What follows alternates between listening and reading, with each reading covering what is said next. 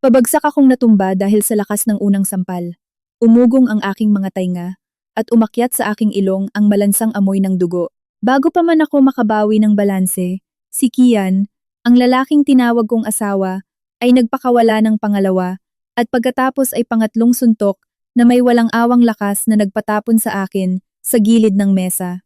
Ang porselanang mangkok ng mainit na sinigang ay tumaob ng may malakas na kalabog, at ang kumukulong asim ng sabaw ay tumapon sa aking blusang seda, na isinuot ko pa naman ng sadya para sa aming tanghalian ngayong Pasko ng pagkabuhay.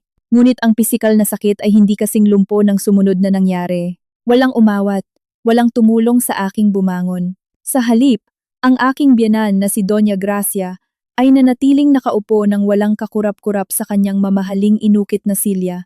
Walang pakialam na binabalatan ang malaking sugpo mula sa kanyang platito habang ang gilid ng kanyang labi ay umangat sa isang malamig at mapanghamak na ngiti na nagpatayo sa aking mga balahibo. Ang hipag kong si Johanna ay nagtakip ng bibig habang humahagik-gik, at ang kanyang mga mata ay kislap na kislap sa tuwa, tila ba nanonood ng isang nakakaaliw na komedya.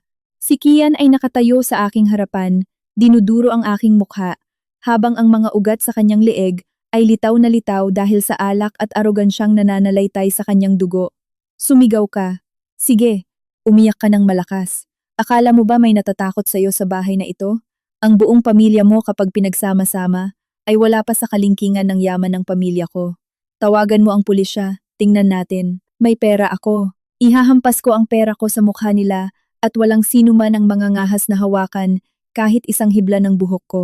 Ang mapanuyang halakhak ng buong pamilya Valderrama ay nag-eko, lumilikha ng isang mabigat at nakakasakal na alon ng tunog na sumasakal sa aking lalamunan. Tumingin sila sa akin na parang isang binugbog na asong askal. Hinihintay akong lumuhod, pagdikitin ang aking mga palad, at magmakaawa ng kapatawaran tulad ng ginagawa ng lahat ng mahihina sa harap ng kapangyarihan ng pera. Ngunit nagkakamali sila, malaking pagkakamali. Habang nakahandusay sa sahig, pinunasan ko ang dugong tumutulo mula sa gilid ng aking labi. Nakapagtataka, hindi ako umiyak. Sa sandaling ang aking dignidad ay niyurakan ng lubusan, ang aking isip ay naging kasing lamig at kasing linaw ng yelo. Lumingalinga ako, nagkunwaring hinahanap ang teleponong nahulog sa ilalim ng silya. Nanginginig ang aking mga daliri, ngunit sa isang tiyak na galaw, idinial ko ang numerong nakarehistro sa speed dial.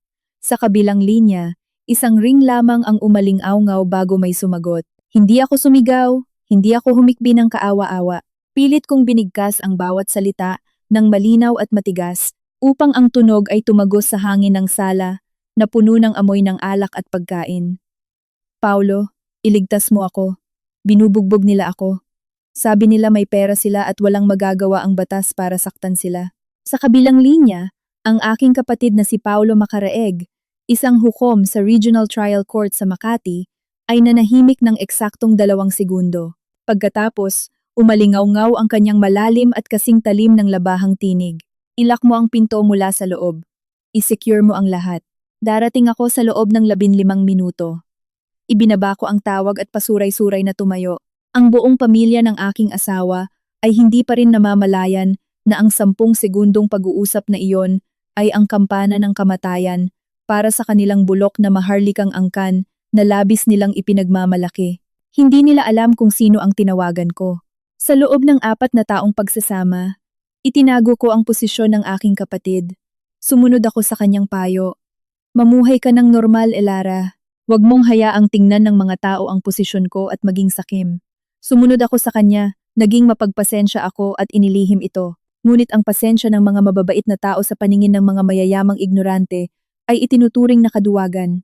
At kapag hinamak ka ng mga tao hanggang sa puntong sasampalin ka sa gitna ng tanghalian ng Pasko ng pagkabuhay, ang pananahimik ay hindi na isang kabutihan, kundi pakikipagsabuatan sa kasamaan. Nakasandal sa pader, pinagmasdan ko ang kanilang mga nagdiriwang na mukha, at sa aking isipan ay nagplay ang isang mahaba at mabagal na pelikula ng mga alaala.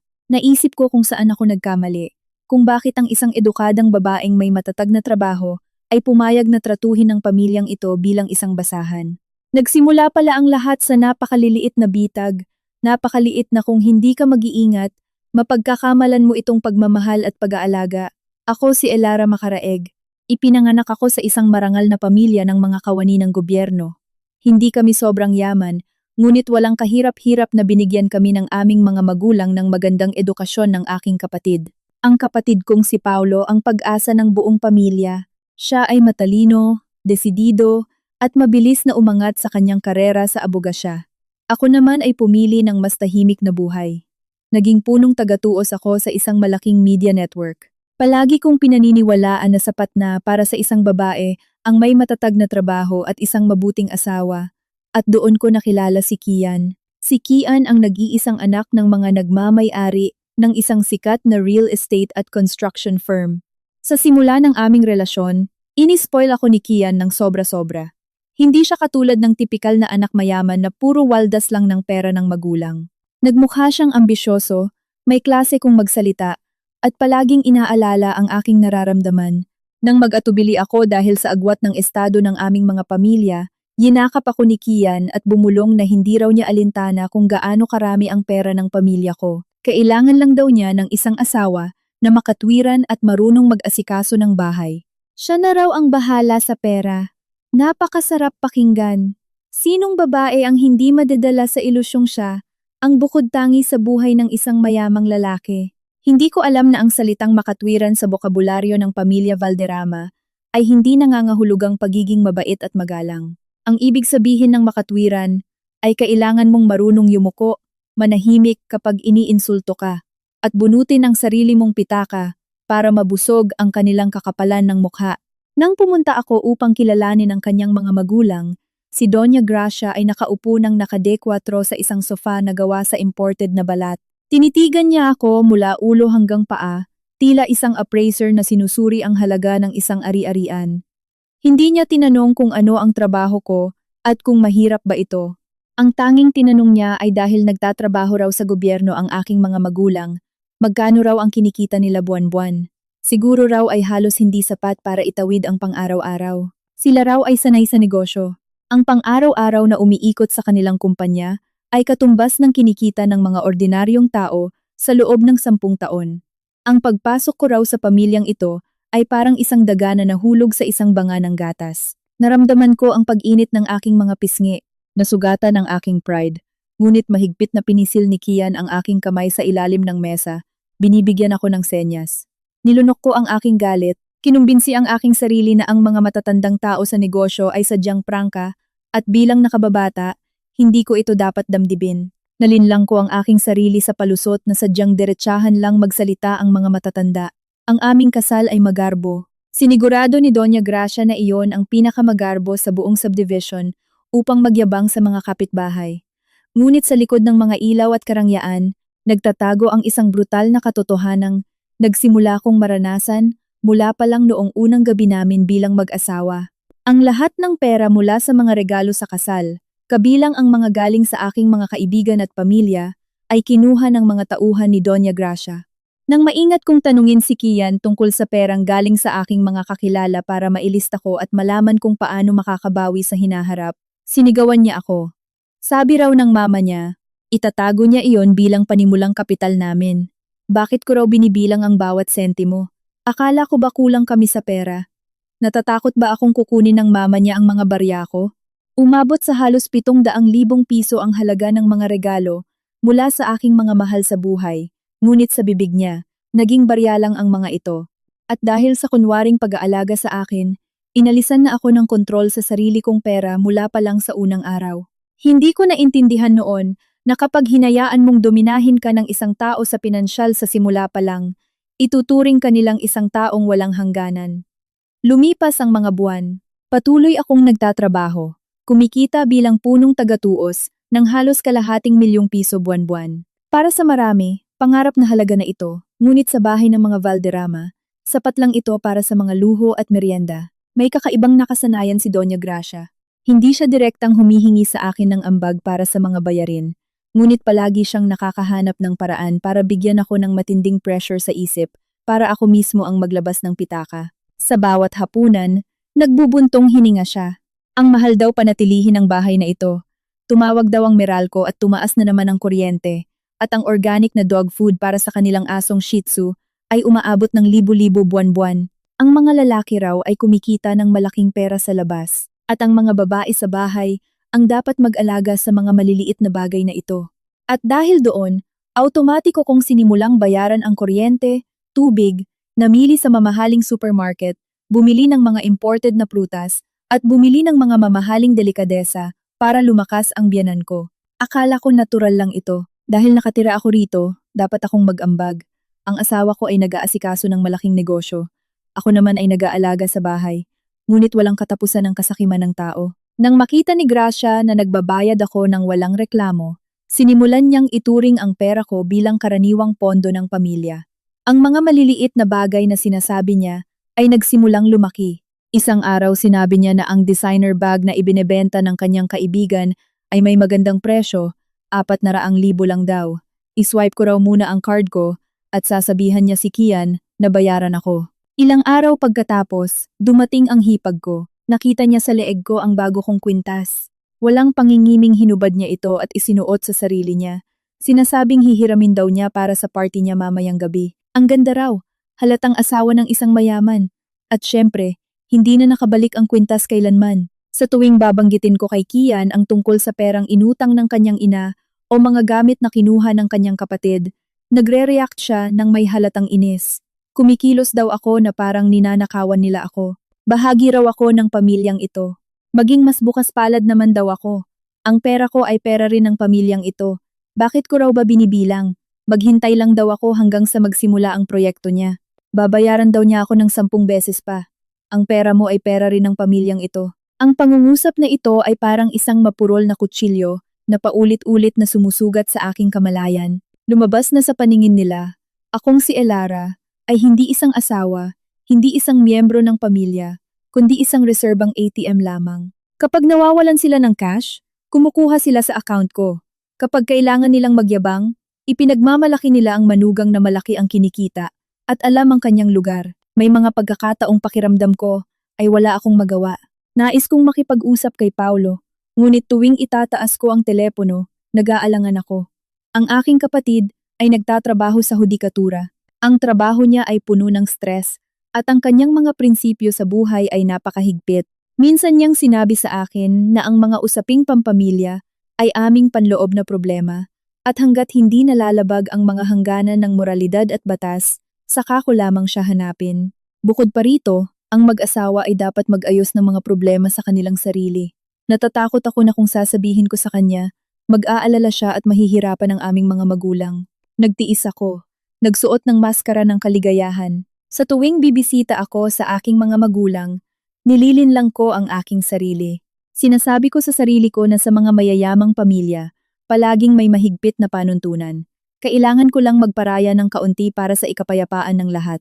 Ngunit nakalimutan ko ang isang bagay.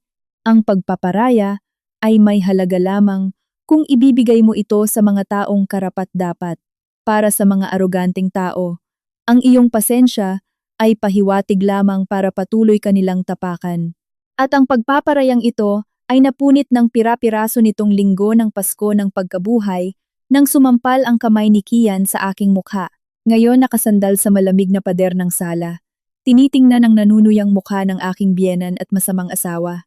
Alam kong tapos na ang oras ng pagganap ko bilang mabait na manugang. Tumugtog ang orasan. 15 minuto na lang at nandito na si Paulo makaraeg. At itong pamilyang nagmamalaking may pera at walang batas na gagalaw sa kanila, ay makakaranas mismo sa kanilang sariling balat kung paano madurog ng mismong batas na labis nilang hinahamak. Tumuwid ako ng tayo. Sinubukang ayusin ang aking damit na nabahiran ng sabaw ng sinigang. Tumingin ako kay Kian. Wala nang bahid ng init sa aking mga mata, kundi purong kalamigan na parang nakatingin sa isang malamig na pader. Tama, ngumiti ako. At ang ngiting iyon, ang nagpatigil sa hagikgik ng aking hipag sa kanyang lalamunan. May pera ang pamilya nyo, ngunit mabibili ba ng pera nyo ang desisyon ng korte? Malalaman natin iyan maya-maya. Sa loob ng 15 minutong paghihintay kay Paulo, nanatili akong tahimik sa sulok ng sala, hinahayaang tumulo ang malamig na sabaw mula sa aking blusang seda patungo sa sahig. Ang hangin sa malaking mansyon ay naging mabigat, naging napakasikip, kaya't mahirap huminga. Bumalik si Kian sa mesa. Nagsalin ng isa pang baso ng red wine at ininom ito ng diretsyo. Tila isang panalo nakakatapos lang magpakita ng kanyang lakas. Ang aking hipag na si Johanna ay itinaas ang kanyang ilong na dumaan na sa 3 operasyon at pinupunasan ng wet wipes ang kanyang pulang-pulang kuko, patuloy na bumubulong ng mga pagmumura tungkol sa isang walang kwentang babae. Tahimik na kumuha si Doña Gracia ng isa pang hiwa ng karne, para bang ang sampal na ginawa ng kanyang anak sa kanyang manugang ay isa lamang karagdagang aliw sa kanilang tanghalian. Tinitingnan ng pamilyang ito. Nakaramdam ako ng pagkahilo at pagkasuklam mula sa kailaliman ng aking sikmura. Dati, akala ko ay mayayaman lang sila na may mapagmataas na karakter, pero hindi. Sila ay mga linta na nababalot ng karangyaan. Ang maharlikang lahing ipinagmamalaki nila ay matagal na palang bulok sa loob.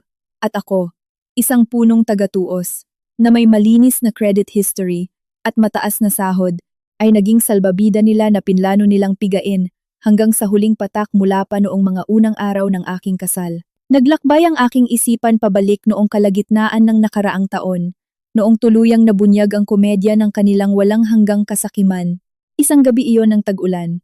Umuwi si Kian mula sa trabaho na may mukhang sobrang pagod, maluwag ang kurbata, at amoy alak.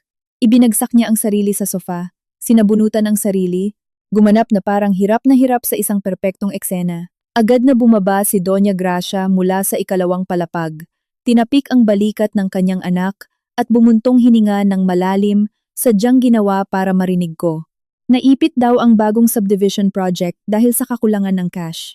Kaawa-awa raw ang anak niya. Pasan daw niya sa balikat ang buong imperyo ng mga Valderrama, kaya raw hirap na hirap siya. Lumingon siya sa akin na may pekeng awa sa mga mata. Lara, may problema ang asawa mo. Hinigpitan ng mga bangko ang pagpapautang. Marami kaming mga ari-arian bilang collateral, pero lahat ay nakasanla na. Kailangan namin ng agarang cash sa loob ng 3 buwan para bayaran ng isang agarang utang. Kung hindi namin magagawa, mauuwi sa wala ang lahat ng aming pinaghirapan. Nang sandaling iyon, ako pa rin ay isang masunuring manugang. Nang makitang may problema ang pamilya, syempre ay nag-alala ako. Tinanong ko si Kian kung magkano ang kailangan niya. Mayroon akong 4 na milyong piso sa aking savings account. Kung agaran iyon, maaari ko itong i-withdraw. Para sa isang taong nagtatrabaho tulad ko, ito ay perang kinita mula sa dugo at pawis. Bunga ng napakaraming gabing walang tulog sa paggawa ng mga financial report, bunga ng pagtitipid at pagtanggi na bumili ng mga designer na bag, ngunit sa aking inalok, isang kakaibang kislap ang dumaan sa mga mata ni Kian at Doña Gracia. Hindi iyon pasasalamat, kundi pagkauhaw ng mga predador na nakaamoy ng dugo. Hinawakan ni Kian ang aking kamay. Naging mainit at malambing ang boses niya. Tatanggapin daw niya ng may pasasalamat ang 4 na milyon ko. Ngunit hindi raw ito sapat para takpan ang butas. Kailangan pa raw niya ng 15 milyon. Napaurong ako at binawi ko ang aking kamay. 15 milyon? Saan niya kukunin ang ganoong kalaking pera ngayon? Agad na lumapit si Doña Gracia. Hinawakan niya ang aking 2 kamay. Pinisil ito ng mahigpit. At ang kanyang boses ay naging matamis na parang pulot. Ang kanyang karaniwang matinis na tono ay biglang naging nagmamakaawa. Lara anak, alam ko na ikaw ay isang punong tagatuos. Maganda ang relasyon mo sa mga manager ng bangko. Ang iyong credit history ay walang dungis o kahit isang gurlis. Kailangan mo lang kunin sa pangalan mo ang pautang para sa kumpanya ng pamilya namin o gamitin ang titulo ng kondo mo bilang collateral sa loob lang ng 3 buwan. Pangako, anak, sa loob ng 3 buwan, pagkapasok ng pera, babayaran namin ang lahat hanggang sa huling sentimo at babayaran ka namin ng interes na mas mataas pa sa bangko.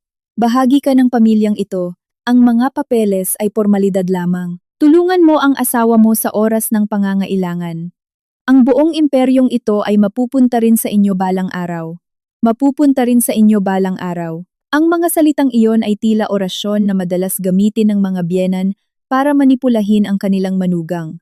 Ang kanyang argumento ay napakaluhikal na kapag tumanggi ako, agad akong magiging makasarili. Isang walang utang na loob na hindi marunong sumuporta sa asawa sa mga mahihirap na sandali. Tumingin ako kay Kian. Nakatingin siya sa akin na may luhang nangingilid sa mga mata, at ang kanyang kaduwagan na nakatago sa likod ng kanyang ina ay perpektong nagbalat kayo bilang isang CEO na lumalaban sa tadhana. Nag-atubili ako. Bilang isang tao sa industriya ng pinansyal, lubos kong alam ang panganib ng pagkuha ng utang para sa ibang tao. Ngunit sa ilalim ng pressure ng buong pamilya, mga matatamis na salita at moralistikong pangaral na ang mag-asawa ay kayang tanggalin ang bundok kung magkasama, ang aking depensa ay gumuho. Nakumbinsi ko ang aking sarili. Napakalaki ng kanilang yaman. Ang kotseng minamaneho ni Kian ay nagkakahalaga ng milyon-milyon. Paano nila ako lolokohin para sa ilang milyon? At doon, pumayag ako. Ini-withdraw ko ang lahat ng 4 na milyong savings ko at inilipat ito ng diretsyo sa account ni Doña Gracia. Ngunit hindi ito natapos doon. Gamit ang aking personal na kredibilidad, naging garantor ako para sa pautang na 10 milyong piso sa bangkong partner ng kumpanya ko. Tandang-tanda ko pa ang araw na iyon nang pirmahan ko ang loan agreement. Malamig ang papel at malinaw na nakalimbag ang aking pangalan sa asul na tinta. Elara Macaraeg. Sa sandaling pumirma ako, nakita ko kung paano huminga ng maluwag si Doña Gracia. At ang kanyang mga labi ay bumuo ng isang labis na nasisiyahang ngiti. At pagkatapos, ang katotohanan tungkol sa sinasabing pondo ng kumpanya ay unti-unting nabunyag sa pinakamalupit na paraan. Ang pera ko ay hindi napunta sa anumang real estate project. 2 linggo matapos makuha ang 15 milyon, walang pangingiming nagpalit ng bagong Mercedes si Kian. Ang kanyang kapatid na si Johanna ay nagyabang sa Facebook ng isang marangyang 2 linggong bakasyon sa Dubai, kung saan nag-uwi siya ng mga limited edition na bag at pinalitan ni Doña Gracia ang kanyang buong koleksyon ng mga diamante para magpasikat sa mga party. Nang tanungin ko si Kian tungkol sa progreso ng proyekto, binaliwala niya ako at ang kanyang boses ay naging lalong naiinis. Accountant lang daw ako, hindi CEO, kaya hindi ko raw naiintindihan ang macroeconomics. Ang pera raw ay kailangang invest sa imahe, sa relasyon sa mga partner, para umusad ang proyekto. Tumigil daw ako sa pagrereklamo na parang isang tindera sa palengke. Ilang barya lang daw, ginagawa ko ng issue. Ilang barya? Buong buhay ko iyon, ang kinabukasan ko. Ngunit sa paningin nila, iyon ay libreng pera lamang na niloko nila mula sa isang inosenteng manugang. Lumipas ang 3 buwan. Kahit 1 sentimo ng kapital ay hindi na ibalik. Nagsimulang kaltasan ng bangko ang interes ng direkta mula sa aking payroll account buwan-buwan. Sa sobrang takot, tinanong ko ang biyenan ko. Nakaupo siyang naglilinis ng kuko. Hindi man lang siya tumingin sa akin. Malamig niya lang sinabi na sa buwang iyon, may problema ang kumpanya. Ako na raw ang magbayad ng interes. Kumikita naman daw ako ng daan-daang libo buwan-buwan. Ano raw ba ang problema ko doon? Ang isang manugang sa pamilyang iyon ay hindi raw dapat naniningil sa kanyang biyenan. Noon ko natuklasan nang may takot na nahulog ako sa isang bitag. Isang perpektong bitag na inilatag gamit ang ugnayan sa pamilya, peking prestihiyo, at walang hanggang kasakiman. Hindi pala talaga sila nagpapatakbo ng anumang malaking negosyo. Ang kanilang kumpanya ay isang walang laman na kabibe, nalulunod sa utang, na sinusubukang mapanatili ang ilusyon ng yaman. Sinisipsip ang pera mula sa kahit kaninong maaari nilang magamit. Tinrato nila ako na parang gatasan habang nagbibigay ako ng gatas. Nagsasalita sila ng matatamis na salita. Nang magsimula akong magtanong at igiit ang aking mga karapatan, agad nilang iniba ang tono at tinrato ako na parang basura. Isang pagkamuhi ang nagsimulang sumibol sa aking puso, ngunit pinili ko ang manahimik. Hindi dahil sa natatakot ako, kundi dahil alam ko, sa ganitong uri ng mga sindikatong naka-Amerikana, kung gagawa ako ng eskandalo, mawawala ang lahat sa akin. Kailangan ko ng ebidensya. Kailangan kong mangolekta ng lahat upang, sa isang iglap, mahuli ko ang buong walang hiyang grupong ito. Ang katahimikan ko ngayon, habang nakatayo at pinapanood silang tumatawa sa sakit ko, ay bunga ng ilang buwang pagngangalit ng ngipin at paglunok ng dugo. Naging mapagpasensya ako, mapagpasensya hanggang sa sukdulan ng aking makakaya, hanggang sa pagdating ng bangungot noong Disyembre na nagtulak sa akin sa bingit ng bangin kung saan wala ng atrasan. Ang tunay na bangungot ay hindi ang sandaling ma-realize mong naloko ka, kundi ang sandaling matuklasan mong pinipilit ka pa rin ng mga manloloko na pagsilbihan sila. Noong Disyembre ng nakaraang taon, ang buwan bago magpasko ay naging panahon kung kailan ang aking hangganan ng pagtitiis ay banat na hanggang sa maputol. Ang trabaho ng isang punong tagatuos sa pagtatapos ng taon ay labis na nakaka-stress. Kailangan kong isara ang mga libro, itugma ang mga balanse, ihanda ang mga financial statement at tax declaration. May mga araw na lumalabas ako sa kumpanya nang walang tao sa mga kalsada at tumatagos sa buto ang lamig ng gabi. Pagod na pagod ako, Banat na banat ang aking isip, ngunit pagtawid ko pa lang sa malaking gate ng bahay ng mga Valderrama, hindi ako pwedeng maging isang pagod na asawa. Kailangan kong agad na maging isang libreng katulong at automatikong ATM. Hindi pakialam ni Doña Gracia kung nagtatrabaho ako mula alas 8 ng umaga hanggang alas 10 ng gabi. Noong unang bahagi ng Disyembre, naghagi siya sa mesa ng sala ng isang listahan na puno ng sulat. Ito raw ang listahan ng mga bibilhin para sa Pasko ngayong taon. Ang kanyang boses ay walang emosyon, puno ng utos. Ang alak daw ay dapat galing sa Italy, imported na tigi-isang kahon, bilang regalo sa 5 partner ni Kian, pinakamataas na kalidad ng lechon at mga delikadesa. 10 set ng regalo para sa pamilya sa side niya. Beef tenderloin, seafood, mga orchids na may tig-50 bulaklak sa paso na ipapatong sa lobby. Dagdag pa diyan ang bonus ng mga katulong at pera pang regalo sa pamilya.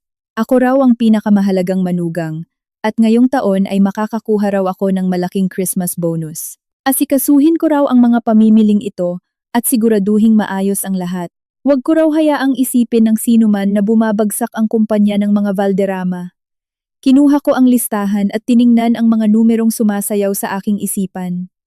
Ang panimulang halaga ay aabot sa 200,000 piso. Tiningnan ko siya. Pilit na pinipigilan ang isang buntong hininga. Ma, ngayong buwan ay kailangan kong bayaran ang principal at interes ng utang na kinuha ko para kay Kian. Ang aking sahod at Christmas bonus ay halos kinaltas na lahat ng bangko. Hindi ko kakayanin ang lahat ng gastusing ito. Pwede bang mag-ambag si Kian ng kalahati? Kakatapos ko palang magsalita, ay malakas na ibinagsak ni Doña Gracia ang kanyang tasa ng tsaa sa mesa. Tumapon ang tsaa sa salamin na mesa. Binasag ang katahimikan. Nanlaki ang mga mata niya. Dinuduro ako ng kanyang daliring may 2 kilatis na diamante.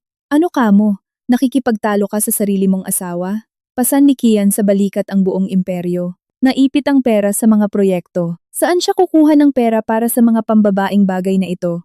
Bakit ka pa kumikita kung nagrereklamo ka kahit sa pamimili ng Pasko para sa pamilya ng asawa mo? Alam mo bang ang hipag mong si Johanna ay nagbibigay ng regalo sa mga biyenan niya ng daan-daang libo taon-taon? Simula nang pakasalan ka niya, hindi ako humingi ng anumang malaking bagay sa iyo. At ngayon, kapag hinihingi ko sa iyo na ayusin ang Pasko, isusumbat mo sa akin ang mga utang na yan? Sumisigaw siya, at ang matinis niyang boses ay umalingaw-ngaw sa buong kwarto. Si Kian, na naglalaro sa kanyang telepono, ay narinig ang sigaw ng kanyang ina. Iniangat ang kanyang ulo at tumingin sa akin ng may panunumbat. Ano bang problema mo, Elara? Ilang daang libo para sa Pasko ng pamilya natin. Nagrereklamo ka? Pinapahiya mo ako? Gamitin mo ang credit card mo. Bayaran mo muna. Pagkatapos ng Pasko, kapag pumasok na ang pera, babayaran kita. Na naman, ang parehong palusot tungkol sa pera pagkatapos ng Pasko. Ang parehong walang kwentang pangako na nilulunok ko sa nakalipas na 6 na buwan. Tiningnan ko ang duwag na lalaking ito na nakahiga sa sofa at pagkatapos ay ang sakim na babaeng nakahalukip-kip na nakatingin sa akin. Hindi nila ako itinuring na tao. Itinuring nila akong isang automatikong may utang sa kanila na kailangang ibigay ang huling patak ng dugo upang mapanatili ang kanilang ilusyon ng prestihiyo. Hindi na ako nagsalita pa. Habang mas nakikipagtalo ako, lalo lang nila akong tatawaging walang hiya at tatapakan. Sa katahimikan, kinuha ko ang listahan at pumunta sa aking kwarto. Ngunit ang katahimikang ito ay hindi pagpapalaya. Iyon ang sandaling naisip ko na hindi na ako pwedeng maging isang tupa na laging ginugupitan ng balahibo. Nang gabing iyon, habang humihilik si Kian sa tabi ko, amoy serbesa mula sa party ng kumpanya, tahimik akong bumangon, kinuha ang aking laptop at umupo sa sulok. Gamit ang kasanayan ng isang punong tagatuos, sinimulan kong hanapin ang lahat ng pinansyal na bakas ng kumpanya ng pamilya Valderrama. Sa nakalipas na 6 na buwan, dahil masyadong abala at bulag na nagtitiwala sa aking asawa, hindi ko kailanman sinilip ang kanilang mga libro, kahit na may access ako sa ilan sa kanilang mga internal na sistema, dahil tinulungan ko sila sa paggawa ng mga loan application. Tahimik ang gabi. Tanging ang marahang pag-click ng mouse ang naririnig. Ngunit ang bawat click ay nagbunyag ng isang katotohanang nagpatayo ng aking mga balahibo. Walang anumang real estate project na itinatayo, walang nakabinbing pondo. Ang lahat ay mga peking kontrata, peking resibo na ginawa para i-roll ang mga utang. Ang kumpanya ni Kian ay matagal nang nawalan ng pondo, higit sa 1 taon na ang nakalipas. Nalulunod sila sa masasamang utang sa 2 malalaking bangko at may sangkatutak na utang sa mga sindikato ng pautang o loan sharks. Ngunit ang pinakamasama na nagpapanginig sa aking mga kamay, nang husto kaya muntik ko nang mabitiwan ang baso ng tubig, ay isang nakatagong folder na pinangalanang collateral. I-click ko ito. Sa screen lumitaw ang isang nascan na kasunduan sa paggaranti ng pautang. Ang umutang ay ang kumpanya ni Kian at ang garantor ay si Elara Macaraeg. Ngunit hindi ito ang 10 milyong utang na alam ko. Ito ay isang bagong utang na nagkakahalaga ng 20 milyong piso sa isang sindikatong nagkukunwaring kumpanya sa pananalapi. Nandoon ang pirma ko, ang thumbprint ko, ang authenticated na kopya ng ID ko, pero isinusumpa ko sa lahat, hindi ko kailanman pinirmahan ang dokumentong ito. Zoom in ko ang pirma. Kamukhang kamukha, pero ang dulo ng letrang A sa aking apelyido ay nanginginig at walang lakas. Ibang-iba sa aking mabilis na pirma. Ang thumbprint ay bahagyang malabo. Umikot ang utak ko. Pinagtagpi-tagpi ang mga piraso ng puzzle. Naalala ko ang isang gabi, 3 buwan na ang nakalipas noong nilalagnat ako ng mataas. Binigyan ako ni Kian ng isang baso ng orange juice at pinainom ng gamot. Pagkatapos niyon, nakatulog ako ng mantika. Walang malay sa nangyayari. Malaki ang posibilidad, malamang na noong natutulog ako, nilagyan nila ako ng pampatulog at ginamit ang thumbprint ko para aprubahan ang mga pekeng dokumentong ito. Hindi lang nila ako inutangan ng pera, plano nilang gawin akong panakipbutas kapag nagsimula ng maningil ang sindikato. Ang unang taong hahanapin ng mga goons, ang unang mananagot dahil sa pirma ay ako. Maghuhugas kamay sila, isisisi lahat sa manugang na accountant na di umano'y kumuha ng utang ng walang pahintulot. Hinawakan ko ang aking dibdib, nakaramdam ng matinding pagkahilo. Hindi tumulo ang luha ko dahil ang takot at pandidiri ay nagpatigas sa lahat ng aking emosyon. Nakatira ako sa iisang bubong kasama ang isang grupo ng mga demonyo.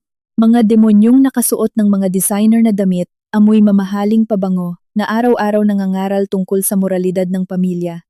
Hindi ako pwedeng sumigaw ngayon. Kung sisigaw ako, magugulat sila at baka mawala na lang ako ng walang bakas. Kinagat ko ang aking mga labi ng napakalakas hanggang sa malalasahan ko ang dugo.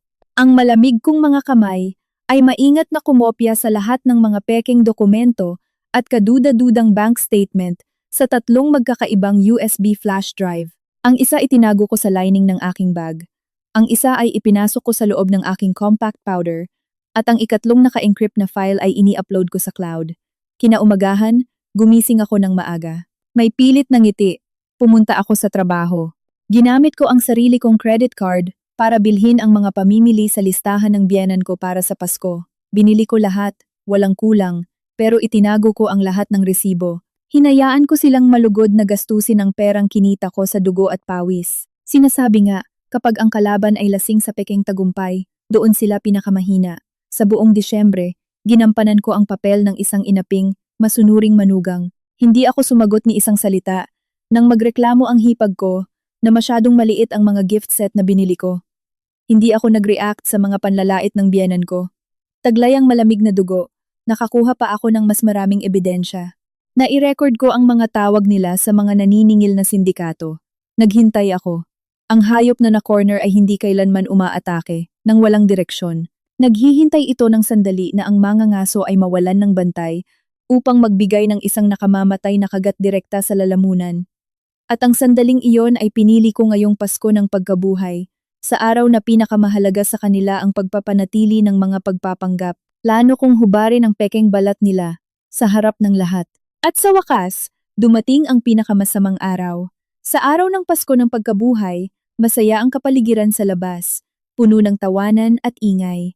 Buhay na buhay ang mga kalsada sa mga taong nagbabati sa isa't isa, ngunit sa hapagkainan ng mansyon ng mga Valderrama, umaalingasaw ang maasim na amoy ng pera, kayabangan, at labis na pagkasuklam. Nang araw na iyon, bukod sa akin, sa aking asawa at biyenan, dumating din bilang panauhin ang pamilya ng hipag kong si Johanna. Ako lang mag-isa ang naghanda ng tanghalian mula pa kaninang madaling araw. Punong-puno ang mesa ng pagkain, lechon na malutong ang balat, mainit at maasim na sinigang, shrimp cocktail, pansit, hamonado mula sa probinsya, at mga itlog na maalat. Maingat itong inihanda at nakaayos sa malaking mesang gawa sa kahoy. Ang amoy ng pagkain ay dapat sanay magdulot ng mainit na kapaligiran ng pamilya. Ngunit nang umupo ang mga taong ito, naging nakakasakal at hindi matiis ang lahat. Si Doña Gracia ay nakaupo sa silya sa kabisera, kumuha ng isang hiwa ng hamonado, tinikman, at pagkatapos ay idinura pabalik sa plato, nakakunot ang noo. Lara, sinabihan kita na bumili ng totoong premium ham, yung imported. Walang lasa ito, parang galing sa palengke. Kahit simpleng pananghalian, hindi mo maihanda ng maayos. Nagtitipid ka ba sa pagkain o ano? Nakatayo ako habang nagsasalin ng sabaw. Napatigil sa ere ang kamay ko ng 1 segundo, pero pilit kong pinanatili ang kalmado kong boses. Ma, ito ang hamon na dinala mismo ng kaibigan ko mula sa isang maliit na pabrika sa probinsya. Hindi po ito mura. Baka hindi lang pasok sa panlasa ninyo. Panlasa? Humagikgik si Johanna. Pailing-iling na hinahalungkat ng tinidor ang salad niya na parang naghahanap sa basurahan. Imported lang ang kinakain namin, hindi kung ano-anong imbensyon galing sa probinsya. Speaking of which, linggo na ngayon, ba't parang hindi ko nakikita ang mga magulang mo? Hindi man lang pumunta para bumate, o baka naman nang hinayang sila sa pamasahe at regalo, kaya nag-imbento ng sakit sa tuhod sa probinsya? Ang mga salita ni Johanna ay parang matalim na kutsilyo na tumusok sa tainga ko. Padabog kong ibinagsak ang sandok. Ang tuyong tunog nito ay nagpatigil sandali sa lahat ng nasa mesa. Iniangat ko ang tingin ko at tinitigan ng diretso sa mukha si Johanna. Ang mga magulang ko ay mga retiradong kawani ng gobyerno. Hindi man ganoon kalaki ang pensyon nila, pero kailanman hindi nila kinailangan manghingi ng pera kahit kanino at wala silang inutangan kahit 1 sentimo. Ang papa ko ay may malalang arthritis at sa ganitong panahon ay hindi siya makapaglakad, kaya sila tumawag kay mama noong Sabado para bumati. Johanna, pakiusap, mag-ingat ka sa mga salita mo kapag pinag-uusapan mo ang mga magulang ko. Aba, lumalakas na ang loob mo ha. Sinasagot mo na ang nakatatanda mong hipag? Nanlaki ang mga mata ni Johanna at hinampas ang mesa. Agad namang pumagit na si Doña Gracia. Ang matinis niyang boses ay tumunog na parang bakal na kinakaskas sa bakal. Bakit? Hindi ba totoo? Ang lakas ng loob mong magtaas ng boses? Mga hampas lupa? Mga magulang mo, kakarampot ang posisyon at sahod. Sobrang hirap. Buong buhay nila. Hindi man lang nila alam kung ano ang lasa ng lobster. Nag-asawa ka, nakapasok sa bahay na ito, nabubuhay sa karangyaan, sumasakay sa mga mamahaling kotse. Akala ko ba magpapasalamat ka at pagsisilbihan mo kami? Tapos ano? Nilalabas mo ang sungay mo, nagbibilang ng bawat sentimo. Ngayong Pasko ng pagkabuhay, ni hindi man lang nagpakita ang mga magulang mo? Walang dalang matinong regalo? Tawag lang? Kumulo ang dugo ko. Ang galit na tinimpi ko ng ilang buwan, kasama ng kahihiyang dulot ng walang basing pangiinsulto sa aking mga magulang, ay bumasag sa shell ng pasensyang matagal kong suot-suot. Sabi niyo mahirap ang mga magulang ko. Tumuwid ako ng tayo, ipinatong ang mga kamay ko sa mesa, at ang malamig kong tingin ay tumagos kay Doña Gracia. Tama, wala kaming mansyon, hindi kami nagmamaneho ng mamahaling kotse. Pero kailanman ay hindi kinailangan ng mga magulang kong magdrama para mangikil ng pera sa manugang nila. Sabi niyo nabubuhay ako sa karangyaan dito, pakisabi nga sa akin, sino ang nagbayad ng tanghaling ito? Ng mga kahon ng imported na alak na iniinom ni Johanna? Ng mga orchids sa sala? Sino ang nag-swipe ng credit card ng 200,000 piso para lang mapanatili ang ilusyon ng pamilyang ito? Hindi ako sumigaw. Nagsalita ako ng mahina at malinaw. Pero ang bigat ng mga salita ko ay parang suntok diretso sa mesa. Ang mukha ni Doña Gracia ay naging salit-salitang asul at putla. Hindi niya inaasahan na mangangahas akong pag-usapan ang pera nang ganoon kadiretso sa harap ng kanyang anak na babae at manugang. Si Kian, na hanggang ngayon ay tahimik na kumakain, ay sa wakas ay nagtaas ng ulo. Ang kanyang naapakan na ego bilang lalaki ay nasugatan. Padabog niyang itinapon ang tinidor, dinuro ako at sumigaw. Tumahimik ka! Paano ka nakikipag-usap sa ina ko? Ilang kakarampot na barya lang ang ginastos mo. Nagyayabang ka na dyan sa gitna ng hapagkainan? Akala mo ba porke kumikita ka ng ilang 100,000, may karapatan ka ng pangaralan ng pamilyang ito? Kakarampot na barya. Ngumiti ako ng mapait at puno ng paghamak. Tama, ang pera ko ay kakarampot na barya. E bakit ang isang henyong CEO na katulad mo, at ang aristokratang pamilya na katulad ng sa inyo, ay kinailangan pa akong piliting maging garantor sa utang na 10 milyon? Bakit hindi mo kayang magbayad ng interes at hinahayaan mong kaltasan ang sahod ko ng bangko? At ang mas malala, yumuko ako palapit kay Kian, tumitingin ng malalim sa panik na nagsisimulang lumitaw sa kanyang mga mata. Ang boses ko ay kasing talim ng kutsilyo. Bakit nangahas kang gamitin ang thumbprint ko, pekein ang pirma ko, para mangutang ng 20 milyon sa isang sindikato ng pautang?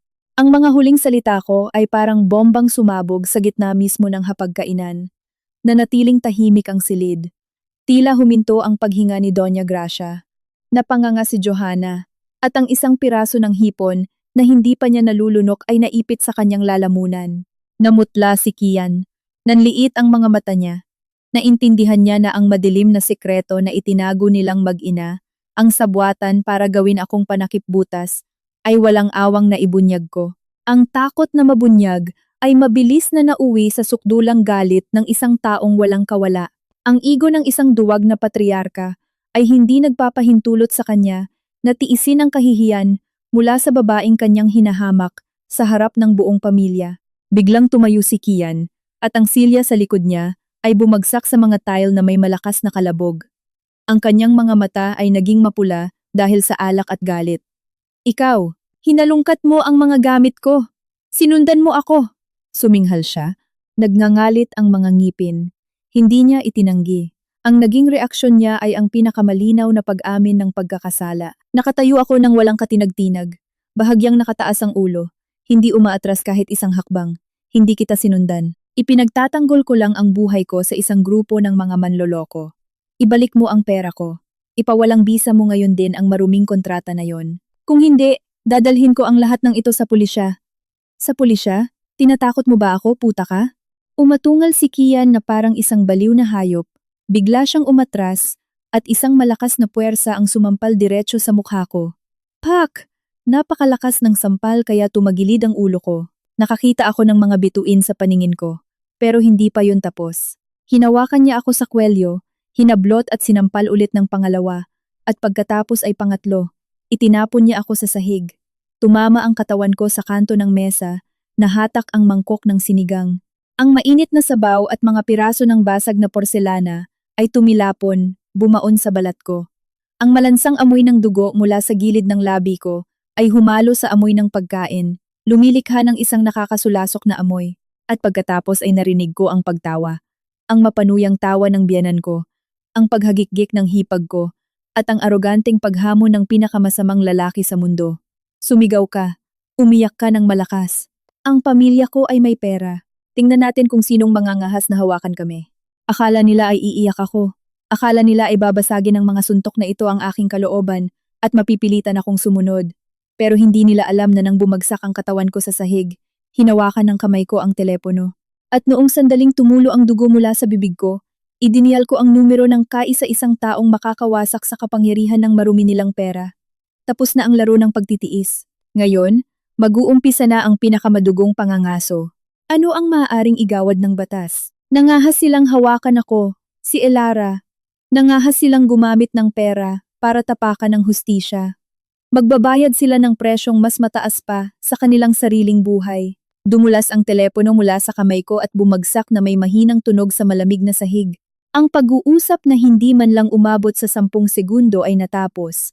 Ngunit ang eko nito ay tila hindi man lang umabot sa mga tainga ng mga taong nasa harap ko. Masyado silang may tiwala sa sarili. Ang pagmamataas ng mga taong nakasanayan ng gamitin ang pera para pagtakpan ang kanilang kawalan ng moralidad ang bumulag sa kanila. Nakatayo doon si Kian. Ang isang paa ay inaapakan ang nabaling tinidor na nahulog mula sa mesa. Ang mukha niya ay puno ng kayabangan. Gaya ng isang diktador, nakakatapos lang parusahan ng isang rebelde. Tumingin siya sa akin nang may puot. Nanginginig ang kanyang butas ng ilong at ang kanyang paghinga, mabigat dahil sa mamahaling alak, ay humalo sa kanyang tinatagong malahayop na galit. Sinong tinawagan mo, puta ka? Ang mga matatanda mo sa probinsya para iligtas ka? Umatungal siya, lumalapit na may balak akong sipain. Ngunit biglang huminto at humalakhak ng matinis. Tumawag ka. Sige, tumawag ka. Hayaan mong mag-arkila ng jeep ang buong pamilya mo para pumunta rito at makita kung paano ko dinidisiplina ang asawa ko. Tingnan natin kung ang mga retiradong kawani ng gobyerno na may kakarampot na pensyon ay mangangahas na umimik sa mansyong ito O baka luluhod sila at magmamakaawa sa akin na huwag palayasin sa kalsada ang anak nila. Mula sa mesa, tahimik na pinunasan ni Doña Gracia ang gilid ng kanyang mga labi gamit ang serbilyeta.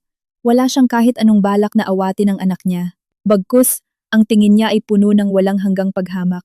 Hayaan mo na siya, Kian. Madudumihan lang ang mga kamay mo. Pasko ng pagkabuhay ngayon, huwag mong hayaang tumulo ang dugo sa bahay natin. Baka malasin pa tayo buong taon, sabi niya. Ang kanyang boses ay magaan, parang nagpapayo sa anak. Huwag mong bugbugin ang maduming aso. Tapos naghagis siya ng basang serbilyeta sa direksyon ko, tumama sa mukha ko, at bumagsak sa lawa ng sinigang sa sahig. Punasan mo yung mukha mo at linisin mo ang kalat na ginawa mo. May mga patakaran sa bahay na to. Kapag ang manugang ay hindi alam ang lugar niya, natural lang na masampal siya. Dati nung manugang ako, pinapaluhod ako ng biyenan ko sa bakuran habang may dalang bandehado ng pagkain sa ilalim ng matinding sikat ng araw. Nasampal ka lang ng asawa mo ng ilang beses? Nagdadrama ka na? Akala mo ba may matatakot ka kapag humingi ka ng tulong? Akala mo ba ganun ka kahalaga? Sumali rin ang hipag kong si Johanna. Pinaglalaruan ang diamanting singsing niya at humahagik-gik. Tipikal na probinsya ng masyadong mataas ang pangarap. Pinakasalan ng kapatid ko. Nakatira sa mansyon. Sumasakay sa mamahaling kotse. Gumagastos ng malaki buwan-buwan. Tapos, hindi marunong manahimik. Buti nga sa kanya na nasampal siya. Anong iniiyak-iyak mo diyan? Punasan mo ang mukha mo at ipagtimpla mo ako ng tsaa. Ang ingay, sumasakit ang ulo ko. Nakaluhod ako sa sahig. Ang isang kamay ay nakasandal sa malamig na tiles para hindi matumba. Patuloy pa ring tumutulo ang dugo mula sa gilid ng labi ko. Ang maalat at malansang lasa ay kumakalat sa bibig ko. Masakit ang bawat kalamnan sa mukha ko. Ngunit ang sakit na yon ay wala kong ikukumpara sa pandidiring namumuo sa dibdib ko. Tumingin ako sa kanila, maingat na inoobserbahan ang bawat mukha. Hindi ako umiyak. Ni isang patak ng luha ay walang tumulo sa pisngi ko. Dahil ang luha ay para sa mga taong nakakaramdam na sila ay biktima. Pero may pag-asa pang kaawaan. Pero sa akin noong sandaling yon, isa lamang nakamamatay na kalamigan. Nakita ko ang tunay na kulay ng pamilyang ito. Hindi nila ako itinuring na tao. Itinuring nila akong paraan para sa pananalapi. Tulad ng isang kalasag na kukuha ng mga tama. At kapag hindi na ako pakinabang o nangahas akong sumuway, handa silang tapakan ako at ihalo sa putik. Bakit hindi niyo pa ituloy ang pambubugbog? Bigla kong sinabi. Ang boses ko ay paos, pero hindi nanginginig. Napatigil si Kian. Natahimik rin sina Doña Gracia at Johanna. Siguro inaasahan nila na iiyak ako, magmamakaawa, at tatakbo sa kwarto ko na nakatakip ang mukha gaya ng dati. Pero hindi. Dahan-dahan akong tumayo. Ang perlas kong kwintas, na naputol noong nagkagulo, ay nagkalat sa sahig, gumagawa ng mga tuyong tunog na parang mga butil na bumabagsak. Hinawi ko ng kamay ang magulo kong buhok. Pinunasan ko ang dugo mula sa labi ko. Nagiiwan ng pulang marka sa aking pisngi. Ang tingin ko ay bumaon sa mga mata ni Kian. Matalas at walang kaluluwa na parang yelo sa taglamig. Sige, sabi mo ang pamilya mo ay may pera. Na ang pera ay kayang ihampas sa mukha ng pulisya. Kayang pagtakpan ng kahit anong krimen. E di patayin mo ako. Bugbugin mo ako. Hanggang sa hindi ko na maibuka ang bibig ko para i-report ang 20 milyong pautang sa sindikato na pinirmahan nyo gamit ang peking pirma ko. Huminga ako ng malalim, humakbang pasulong at humarap ng diretso kay Kian. Binabaliwala ang kalunos-lunos kong itsura. Pero may sasabihin ako sa'yo, Kian. Hanggat humihinga ako, ilaladlad ko kayong lahat mula sa pamilyang to sa liwanag ng araw. Ang buong peking kumpanya nyo na nalulunod sa utang, lahat ng peking kontrata at resibo, lahat ng napunit na balat kayo ng yaman nyo. Pupunitin ko yan ng pira-piraso. Ikaw, baliw ka! Nasisiraan ka na ng bait! Biglang tumayo si Doña Gracia mula sa upuan na tumaob dahil sa lakas. Ang kanyang aroganting pagmamayabang ay nawala, napalitan ng panik ng isang taong nahuli sa akto. Anong pinagsasasabi mo? Sinong namemeke ng pirma mo? Kusa kang naging garantor para sa kumpanya ng asawa mo, tapos ngayon gusto mong umurong. Kusa? Ngumiti ako ng may panghahamak. At ang ngiting yon ay nagdulot ng kilabot sa kanilang tatlo. Tingnan natin kung kikilalanin ng korte na ang malabong thumbprint at nanginginig na pirma ay kusa. Akala nyo ba 10 taon akong naging punong tagatuos para lang maging isang uto-uto ngayon na sunod-sunuran na parang manika? Bumuntong hininga ng malalim si Kian. Ang namumulang mukha niya ay naging maputla. Ang takot na mabunyag ay tuluyan ng dumurog sa kanyang peking kayabangan, ngunit imbes na aminin ang pagkakamali niya, ang kanyang duwag na kalikasan ay nagtulak sa kanya sa higit na pagkagalit. Hinawakan niya ang isang kristal na plorera sa mesa, may balak na ihagis ito sa akin, ngunit noong sandaling yun mismo, nagring ang telepono ko. Umatras ako ng isang hakbang, mabilis na yumuko at pinulot ito. Sa screen ay nag-flash ang pangalang Paulo. Tumingin ako sa relo. 5 minuto na ang nakalipas mula sa unang tawag. Alam kong sa loob ng 10 minuto, isang totoong legal na unos ang hahagupit sa bahay na to. Hindi ko ito sinagot. Sa harap ng kanilang mga mata, dahan-dahan akong umatras patungo sa pasilyo. Hindi ko inaalis ang tingin ko sa mga tao sa sala. Tapusin niyo na ang pananghalian niyo, sabi ko. Ang boses ko ay mahina pero malamig na parang yelo, dahil baka yan na ang huling mapayapang kain na mararanasan niyo sa bahay na to. Pagkatapos ng mga salitang yon, tumalikod ako at tumakbo papunta sa kwarto sa dulo ng hallway. Sa likuran ko, narinig ko ang mabibigat na yabag ni Kian at ang kanyang masasamang pagmumura, pero mas mabilis ako. Pumasok ako sa kwarto, ibinagsak ang pinto, nilock at isinara rin ang safety latch. Kalakalabog, buong lakas na kinalampag ni Kian ang pinto. Ang makapal na pintong gawa sa matigas na kahoy ay niyanig ng kanyang mga suntok. Buksan mo, tuputa ka. Sinong tinatawagan mo? Lumabas ka at mag-usap tayo. Gusto mo bang sirain ang pamilyang to? Sigaw ni Kian. Ilang sandali pa ay sumunod na rin ang mga hakbang ni Doña Gracia. Ang matinis niyang boses ay nanggagaling sa puwang sa ilalim ng pinto. Lara, ano bang ginagawa mo? Kung may problema, pag-usapan natin bilang isang pamilya. Buksan mo ang pinto, huwag kang gumawa ng eksena, tatawanan tayo ng mga tao. Pag-usapan natin bilang isang pamilya. Nakakaawa. Nang sinasampal nila ako, hindi nila naisip ang pag-uusap bilang pamilya. Nang pekeing nila ang pirma ko para ibaon ako sa utang, hindi nila inisip ang ugnayan sa pamilya.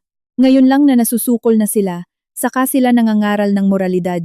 Sumandal ako sa pinto, hindi pinapansin ang ingay sa labas.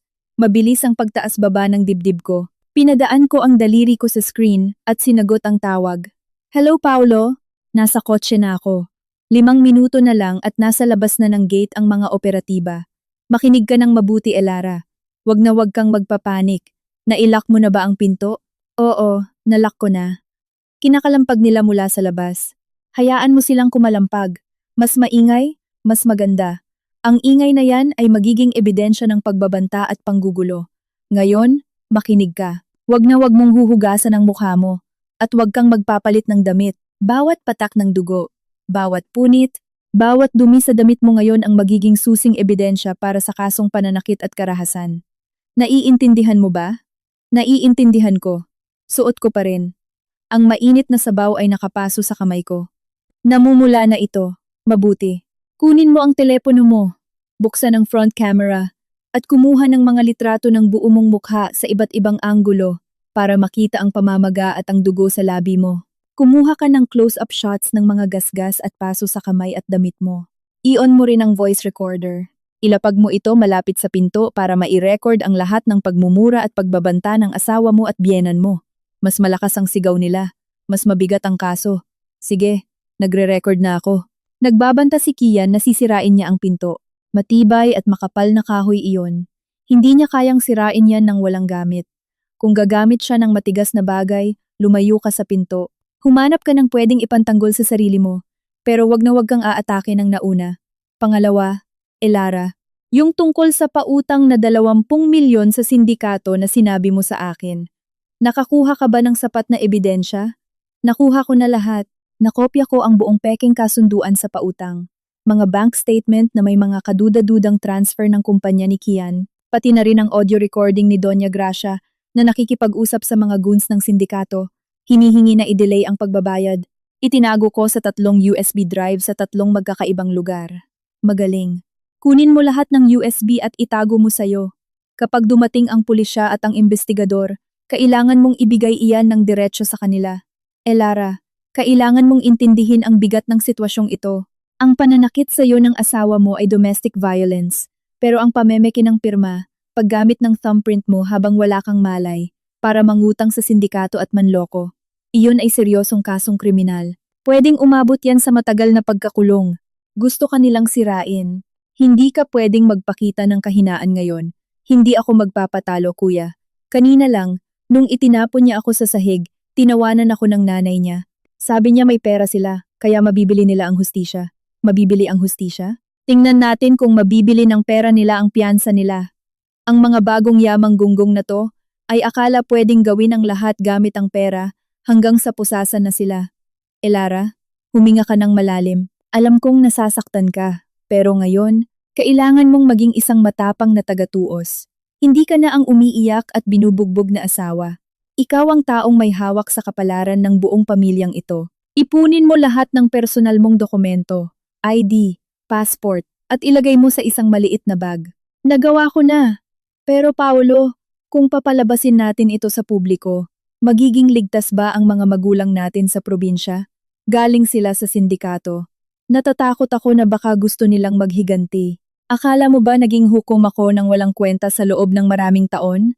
Ngayong hapon, tahimik akong nagpadala ng tao para sunduin ang mga magulang natin papunta sa isang safe house. Hindi nila mahahawakan kahit isang buhok sa ulo ng pamilya natin. Mula sa sandaling ito, putulin mo na lahat ng koneksyon sa kanila. Walang negosasyon, walang pag-amin. Huwag mong bubuksan ang pinto hanggang hindi mo naririnig ang boses ko. Tandaan ko yan. Salamat kuya, at patawad dahil itinago ko ito sa iyo sa loob ng maraming taon na sinubukan kong tiisin ito mag-isa. Huwag kang humingi ng tawad. Hindi kasalanan ng biktima, kundi ng mga umaabuso. Papasok na ako sa kalye nyo. Naghihintay na ang mga pulis sa gate. Hayaan mong nakabukas ang telepono mo. Mula sa sandaling ito, ikaw na ang mangangaso at hindi ang biktima. Natapos na ang usapan, ngunit ang malamig at rasyonal na mga salita ni Paulo ay nagbigay sa akin ng bagong buhay. Ang takot at panginginig na naramdaman ko kanina ay tuluyan nang nawala sa tahimik na kwarto, sa kaibahan sa ingay at walang hiyang pagmumura mula sa labas ng pinto, kumilos na ako. Alam ko ang mga patakaran ng laro para matalo ang mga taong gumagamit ng pera para baluktutin ang katotohanan, kailangan kong magkaroon ng matigas at hindi mapapabulaanan na ebidensya sa aking mga kamay. Lumapit ako sa malaking salamin sa tapat ng vanity table.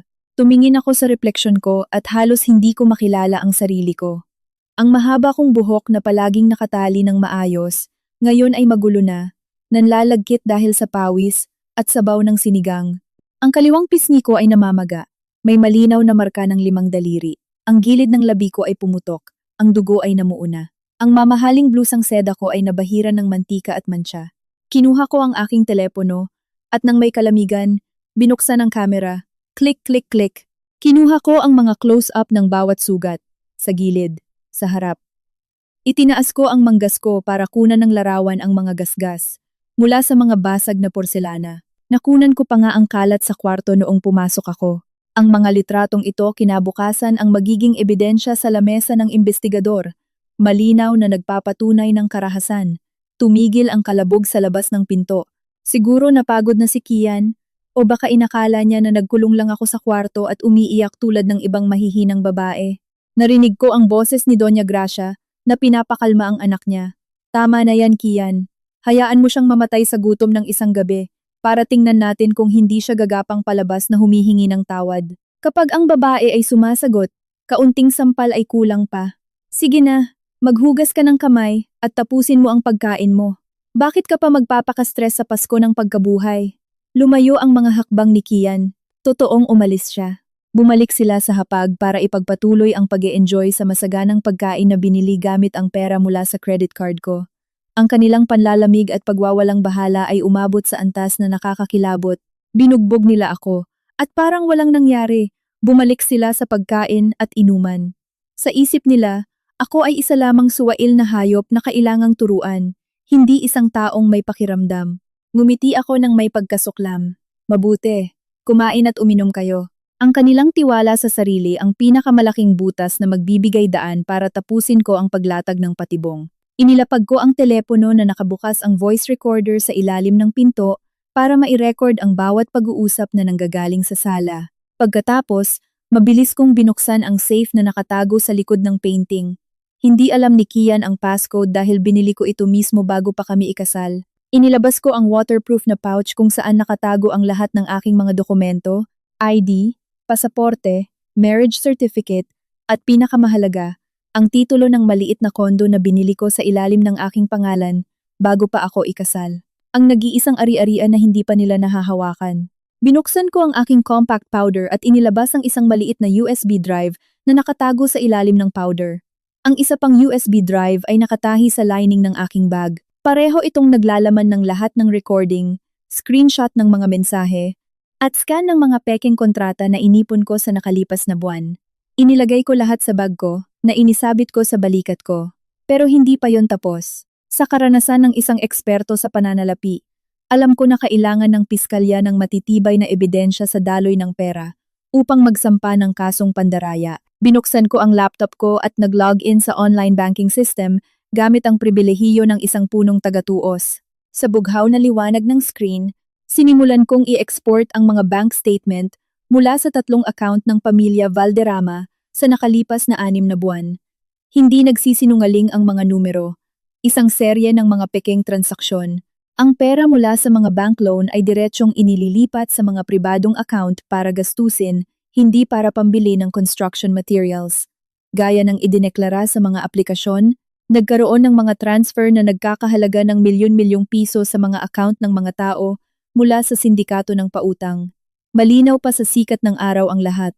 I-save ko ang mga PDF file, nilagyan ng dobleng password, at ipinadala ko sa encrypted email address ni Paulo. Nang handa na ang lahat, isinara ko ang laptop at isinilid ito sa aking backpack. Umupo ako sa gilid ng kama at pinagmasdan ang buong marangyang kwarto. Ang malaking litrato ng aming kasal na nakasabit sa dingding na nagpapakita ng makinang ngiti ni Kian at ang aking masaya ngunit mahiyaing mukha. 4 na taon ang aking kabataan, 4 na taon ng pamumuhay sa isang ginintuang hawla. Sinusubukang bilhin ang pagmamahal gamit ang kabutihan. At bilang kapalit, nabaon ako sa utang hanggang leeg. Nakatanggap ng mga sampal na nakakamanhid ng utak at pamamahiya hanggang sa buto. Hinawakan ko ang namamaga kong pisngi. Ang sakit ay umabot sa aking utak. Ngunit nakakagulat na mas naging malinaw ang isip ko. Walang luha, walang panghihinayang. Ang mahinang biktima ay namatay sa sandaling natapon sa akin ang mainit na sabaw. Ngayon, habang nakaupo sa madilim na kwarto, pakiramdam ko ay isa akong mapagpasensyang mangangaso na naghihintay na mahulog ang kanyang biktima sa bitag. Biglang, sa labas ng bintana, may narinig akong mahihinang ingay. Kahit soundproof ang mga bintana, narinig ko ang tunog ng mga makina ng ilang sasakyan na papalapit sa mansyon. Hindi iyon maiingay na sirena mula sa pelikula, kundi mabilis, determinado at disiplinadong galaw ng mga sasakyan ng mga awtoridad. Ang mga ilaw ng sasakyan ay dumaan sa mga kurtina, nag-iiwan ng mahahabang anino sa pader. Tumingin ako sa telepono ko. 15 minuto na ang nakalipas. Sa sala, biglang tumigil ang tawanan ng aking hipag at ang pagkalembang ng mga baso ni Kian. Malamang narinig nila ang walang tigil na pagtunog ng doorbell sa gate. Sino na naman ba yan na dumadalaw ng ganitong oras? Kian, tingnan mo nga kung sino yung nagdo-doorbell na parang baliw. Narinig ko ang boses ni Doña Gracia. Puno ng inis dahil naabala ang kanyang pagkain. Narinig ko ang pagkikiskis ng tsinelas ni Kian habang papunta sa pinto, tapos ang pag-click ng lock. At ang sumunod na nangyari ay hindi isang ordinaryong pagbati sa Pasko ng pagkabuhay. Isang matatag, malamig at awtoritatibong boses ang bumasag sa kayabangan ng bulok at aristokratang pamilyang ito. Pulisya ito. Manatili ang lahat sa inyong mga pwesto. Tumayo ako. Inayos ko ang strap ng bag ko sa balikat ko. Lumapit ako sa pinto. Ipinatong ko ang kamay ko sa malamig na doorknob. Tapos na ang laro. Oras na para ako mismo ang magbukas ng pintong ito, lumabas sa liwanag ng araw, at ibigay sa kanila ang isang impyerno. Ang tunog ng lock, matalim at parang bakal, ay umalingaw-ngaw sa nakamamatay na katahimikan. Pinihit ko ang doorknob, at dahan-dahang itinulak ang makapal na pintong kahoy, paglabas papunta sa hallway. Ang unang bumungad sa aking paningin ay hindi ang nanginginig na katawan ni Kian, kundi isang eksenang nakapako na parang nasa painting. Nakatayo si Kian na parang tuod sa may pinto. Nanginginig ang kamay niya sa doorknob. Wala pang 2 metro mula sa kanya ay may 3 pulis na nakauniporme.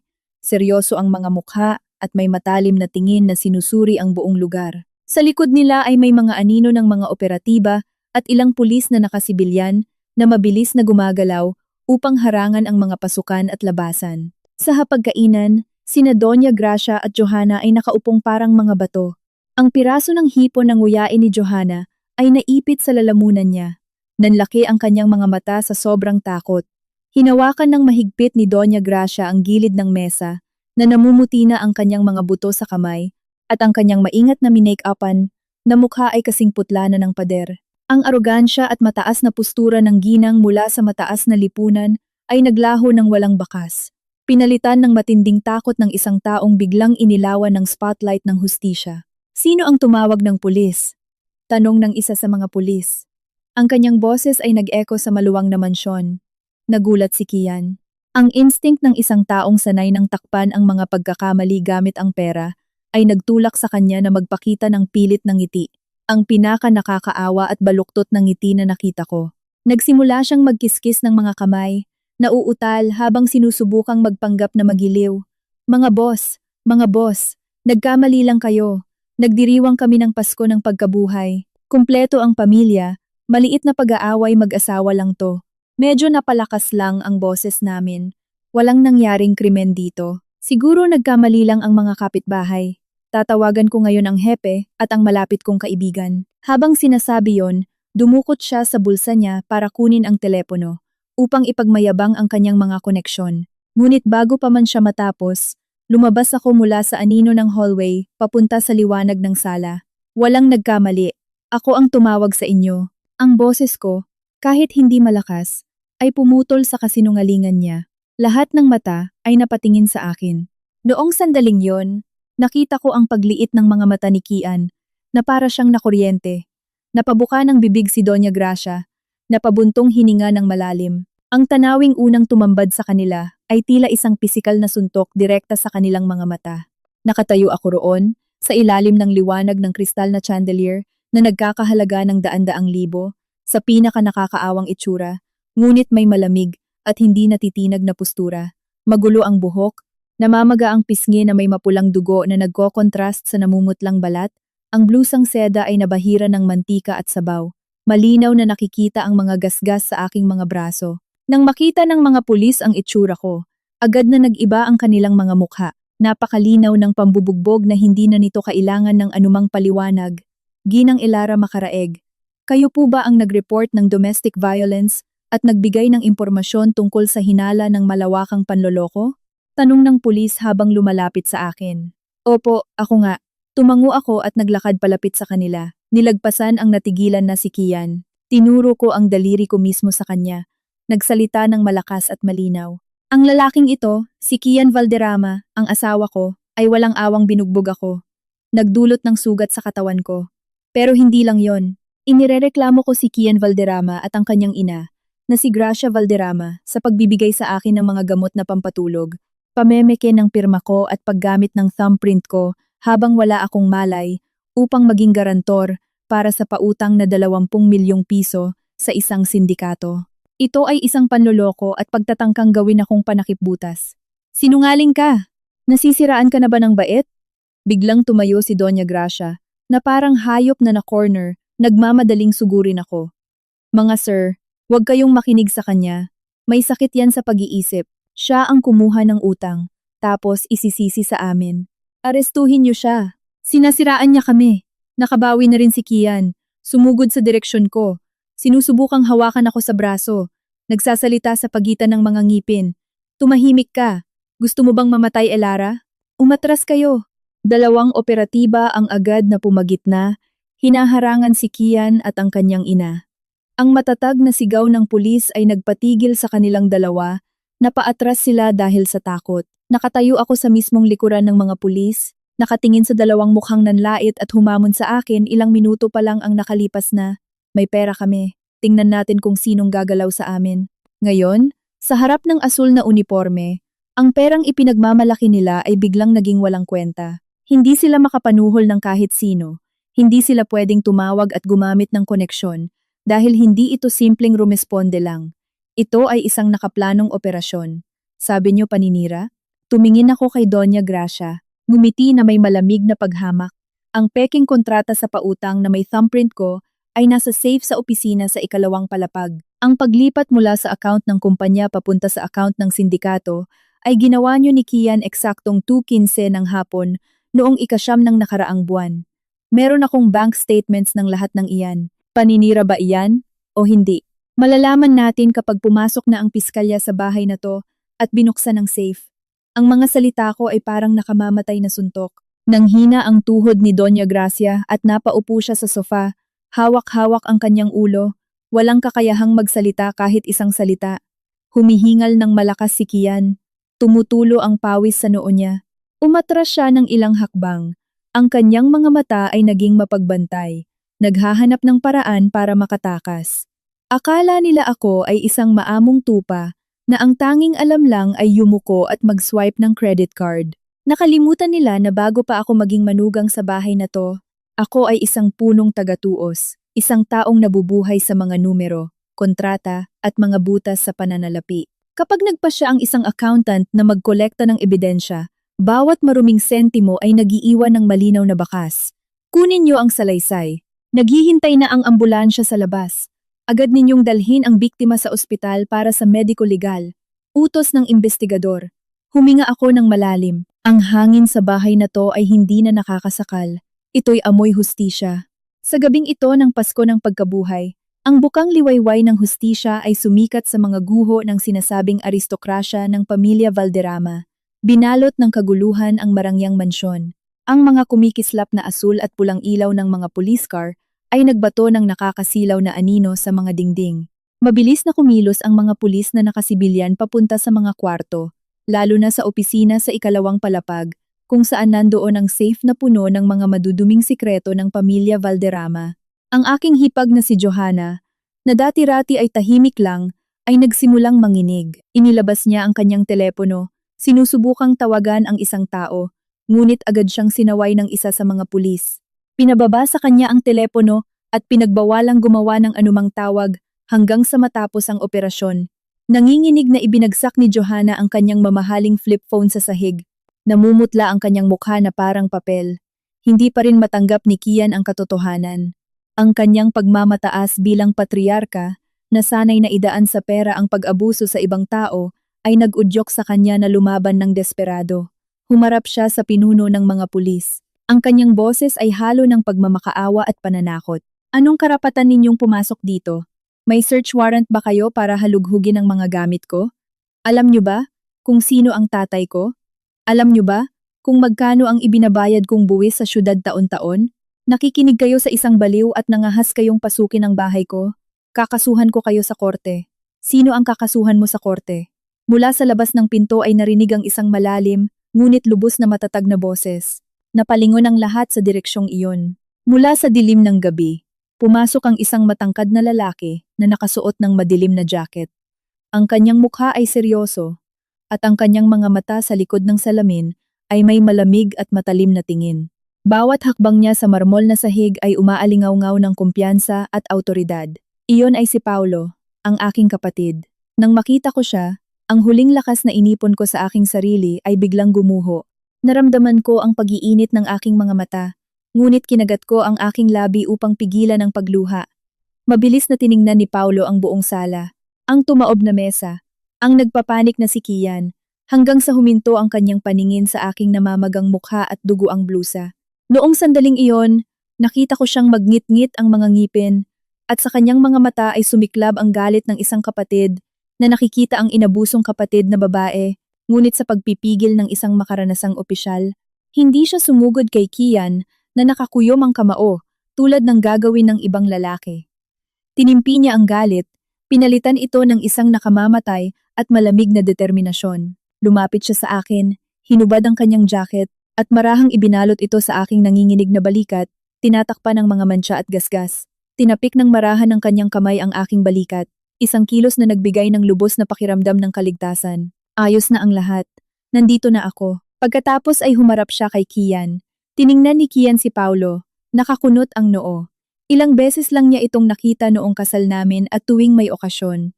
Sa paningin ng pamilya Valderrama, si Paulo ay isang ordinaryong empleyado lang ng gobyerno na may kakarampot na sahod, nagmamaneho ng murang kotse at manamit ng simple. Minsang sinabi ni Doña Gracia sa likuran niya, Anong prestihiyo ang magtrabaho sa gobyerno?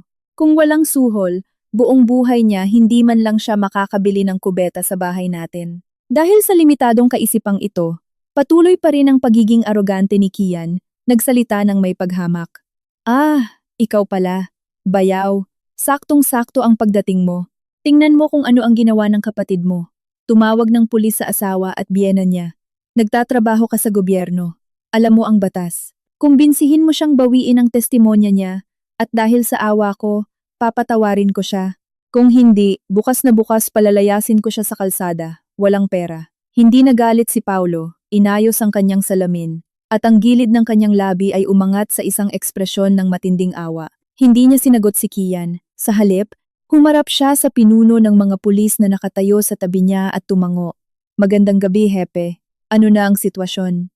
Ang pulis, na kanina lang ay napakaseryoso, ngayon ay umayos ng tayo at gumalang na nagulat. Judge Makaraeg, sir. Naisiguro na po namin ang crime scene. Naghihintay po kami ng utos mula sa piskalya upang magsagawa ng agarang search warrant kaugnay sa naiulat na krimen. Ang investigador at ambulansya ay handa nang dalhin ang biktima para sa medico-legal, Judge po. Napaatras si Kian ng isang hakbang. Nabasag ang kanyang boses.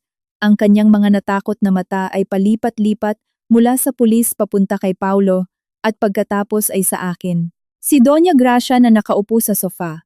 Nang marinig ang salitang hukom, ay napatalon na parang nakuryente. Napanganga si Johanna at tinakpan ang kanyang mukha ng mga kamay. Hindi nila makapaniwala sa kanilang mga narinig. Ang mahirap na empleyado na ito, na labis nilang hinahamak, na itinuturing nilang isang mababang manggagawa lang sa opisina ng pamahalaan, ay siya palang hukom sa Regional Trial Court sa Makati, isa sa pinakamakapangyarihang tao sa sistema ng hustisya sa syudad. Saka lamang lumapit si Paulo kay Kian, tumayo ng isang hakbang lamang mula sa kanya. Ang kanyang autoridad ay napakabigat, kaya nagsimulang manginig si Kian, tila nang hihina ang kanyang mga tuhod. Sabi mo, may pera ka, na mabibili mo ang hustisya. Ang boses ni Paulo ay mababa, ngunit matalim na parang kutsilyong pumuputol sa bato. Sabi mo ihahampas mo ang pera sa mukha ng batas para walang makagalaw kahit isang hibla ng buhok mo. Tingnan nating bukas, kapag na-freeze na ang mga account ng kumpanya mo, kinumpis ka ang mga ari-arian mo, at haharap ka sa korte, nahaharap sa hanggang 15 taong pagkakakulong para sa panloloko at pananakit. Tingnan natin kung mabibili ng maruming pera mo ang kalayaan mo. Bumuka ang bibig ni Kian. Humihingal ng malakas. Ang kanyang mukha ay kasing putla ng papel. Ang kayabangan at balatkayo ng kanyang pagiging aristokrata ay nabasag sa milyon-milyong piraso, nagkalat sa kanyang paanan. Lumingon siya at tumingin sa akin. Ang kanyang tingin na puno ng galit kanina ay napalitan ng pagmamakaawa. Nakatayo sa tabi ni Paulo. Nilabas ko ang USB mula sa bag ko, na naglalaman ng lahat ng data ng account at mga ebidensya ng pandaraya, at ibinigay ito mismo sa investigador. Gusto kong kasuhan sila ng tuluyan. Walang pag-uusap, walang pagbawi ng reklamo. Sinabi ko ng malinaw, at ang mga salita ko ay nag-echo sa buong sala. Ang pagmamataas ng mga aristokrata ay tuluyan ng natapakan. Ang mga nasanay na gumamit ng pera para tapakan ng iba ay natutong lumuhod sa batas ngayong gabi. Nang kunin ng isang pulis ang malamig na metal na posas mula sa kanyang sinturon, ang pagtunog nito ay nangibabaw sa katahimikan, tuluyang winasak ang huling natitirang arogansya ng pamilya Valderrama. Sobrang takot ni Kian, nanginig ang kanyang mga tuhod. Siya ay natumba at tumama sa isang mamahaling ceramik na florera na muntik nang bumagsak. Nang makitang ang kanyang anak ay malapit ng pusasan at kunin ng mga pulis, si Doña Gracia, ang babaeng palaging nagyayabang na siya ang reyna ng bahay na ito, ay biglang nagpalabas ng isang kaawa-awang ungol. Mula sa sofa, siya ay bumagsak ng walang pag-aalintana sa kanyang dangal, gumagapang sa sahig at yumakap sa aking mga binti. Ang kanyang mukha na nabahira ng make-up at mga luha ay nagmukhang nakakapandiri. Elara anak, nakikiusap ako, wag mong gawin ito. Masisira mo ang asawa mo, masisira mo ang buong pamilya. Pag-aaway mag-asawa lang, ilang sampal, normal lang yan. Kahit ang mga plato sa kusina minsan nagbabasagan din. Paano mo nagawang tumawag ng pulis para ipakulong ang asawa mo? May puso ka ba? Kung hindi mo iniisip ang sarili mo, isipin mo naman sana ang dangal ng pamilya Valderrama. Malamig akong umatras. Pinalaya ang binti ko mula sa pagkakayakap niya. Dangal ng pamilya Valderrama. Sinasabi niyo po ang tungkol sa dangal. Nasaan ang dangal na yon nung sinampal niya ako na naging dahilan para bumagsak ang mukha ko sa mainit na sinigang? Nasaan iyon nung nakaupo kayong kumakain ng hipon at pinagtatawanan ako? Nasaan ang pagiging tao nung inudyukan niyo siyang gamitin ang thumbprint ko habang wala akong malay para pirmahan ang kontratang nagkakahalaga ng 20 milyon? Inisip niyo po ba ang nararamdaman ko nun? Hindi ko alam yon. Si Kian lang mismo ang gumawa nun. Matanda na ako. Ano bang alam ko sa mga kontrata at papel? Intindihin mo ako. Biktima rin ako. Dahil lang ito sa sitwasyon. May problema ang kumpanya. Kaya ginawa ni Kian yon dahil sa desperasyon. Ginawa niya yon para mapanatili ang yaman para sa inyong dalawa. Tumawa ako ng mapait at puno ng pang-iinsulto. Sinisisi niya ang lahat sa anak niya nung makita na niya ang mga posas. Napakabuti niyo pong ina. Pero nakalimutan niyo ata na isa akong punong taga-tuos. Ang recording ng usapan kung saan nakikipag-ayos kayo sa sindikato para sa porsyento ng komisyon mula sa pambibiktima sa akin. Na-record ko lahat ng eksakto sa sinabi niyo. Nasa kamay na ng pulisya ang USB. Paano niyo pa ide-deny iyon? Namutla si Gracia, pero patuloy pa rin niyang sinusubukang ipagtanggol ang sarili gamit ang mga moral na pangaral. Diyos ko, napakalupit na manugang. Naging bulag ako na nagpasok ako ng ahas sa bahay.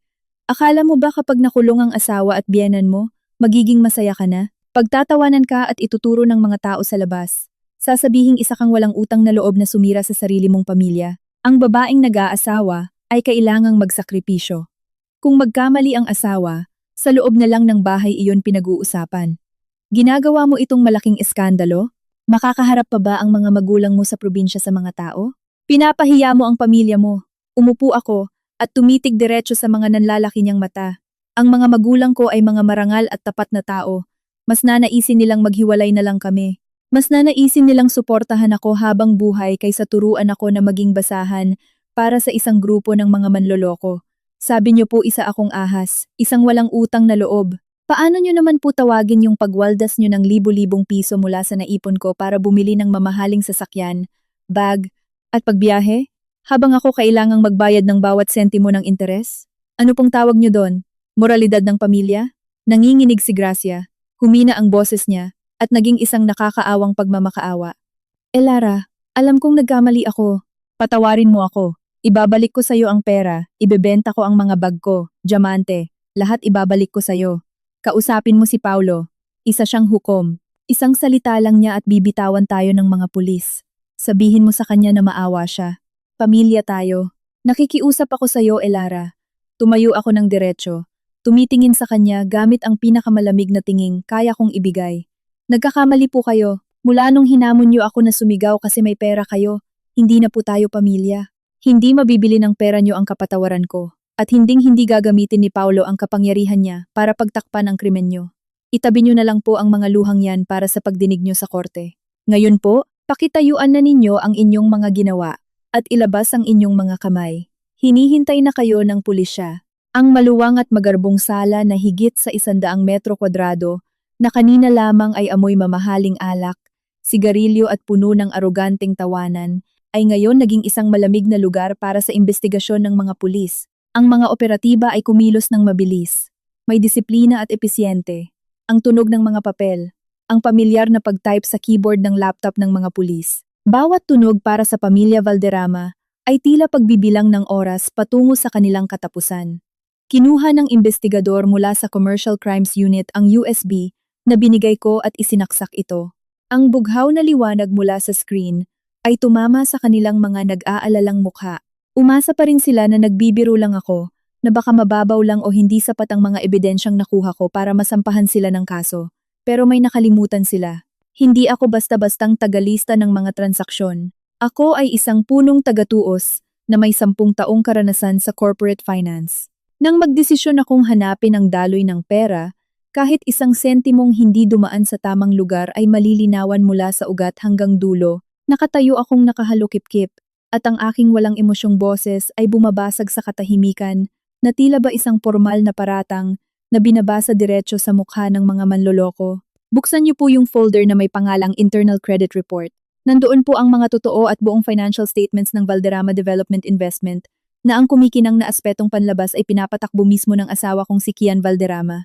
Sa tingin ng lahat, Ang pamilya Valderrama ay nagmamaneho ng S-Class Mercedes-Benz, nakatira sa milyong halaga na mansyon, at nagsha-shopping ng hindi tumitingin sa presyo. Akala ng lahat ay mayayaman sila. Pero ang katotohanan, 2 taon nang naghihingalo ang kumpanyang to. Naglakad ako dahan-dahan palapit sa sofa. Ang aking malamig na tingin ay lumipat sa namumutlang mukha ni Johanna. Johanna, pinagmamalaki mo na isa kang anak mayaman, na taon-taon nireregaluhan ang mga biyenan mo ng daan-daang libo halaga ng regalo, di ba? Pinagmamayabang mo sa Instagram yung mga biyahe mo papuntang Dubai at mga limited edition mong Hermes bags. Pero alam mo ba kung saan galing ang pera na ginagastos mo araw-araw? Nanginginig si Johanna. Ang matingkad na pula niyang labi ay nanginginig, hindi makapagsalita, galing sa mga loan sharks. Biniinan ko bawat salitang lumalabas sa bibig ko para ipamukha sa kanya ang malupit na katotohanan. Walang kahit anong real estate project ang kumpanya ng pamilya Valderrama. Ang lupang ipinagmamalaki nila para makakalap ng kapital ay mismong nakasanla na sa 3 iba't ibang bangko at nasa listahan na ng mga hindi na mabayarang pautang na ihahanda na para ibiding. Para lang mapanatili ang ilusyon na mayayaman sila at makapanloko pa ng mga investors, kasama na ako, nagpunta sila sa mga loan sharks o pating sa pautang. Pinaligoy-ligoy nila ang utang, gamit ang perang inutang sa isa para ipambayad sa isa pa. Ang mansyong ito na kinatatayuan natin ay nakasanla rin gamit ang isang pribadong kontrata. Bumagsak sa sahig si Doña Gracia, hinawakan ng dibdib at nahihirapang huminga na parang may atake ng hika.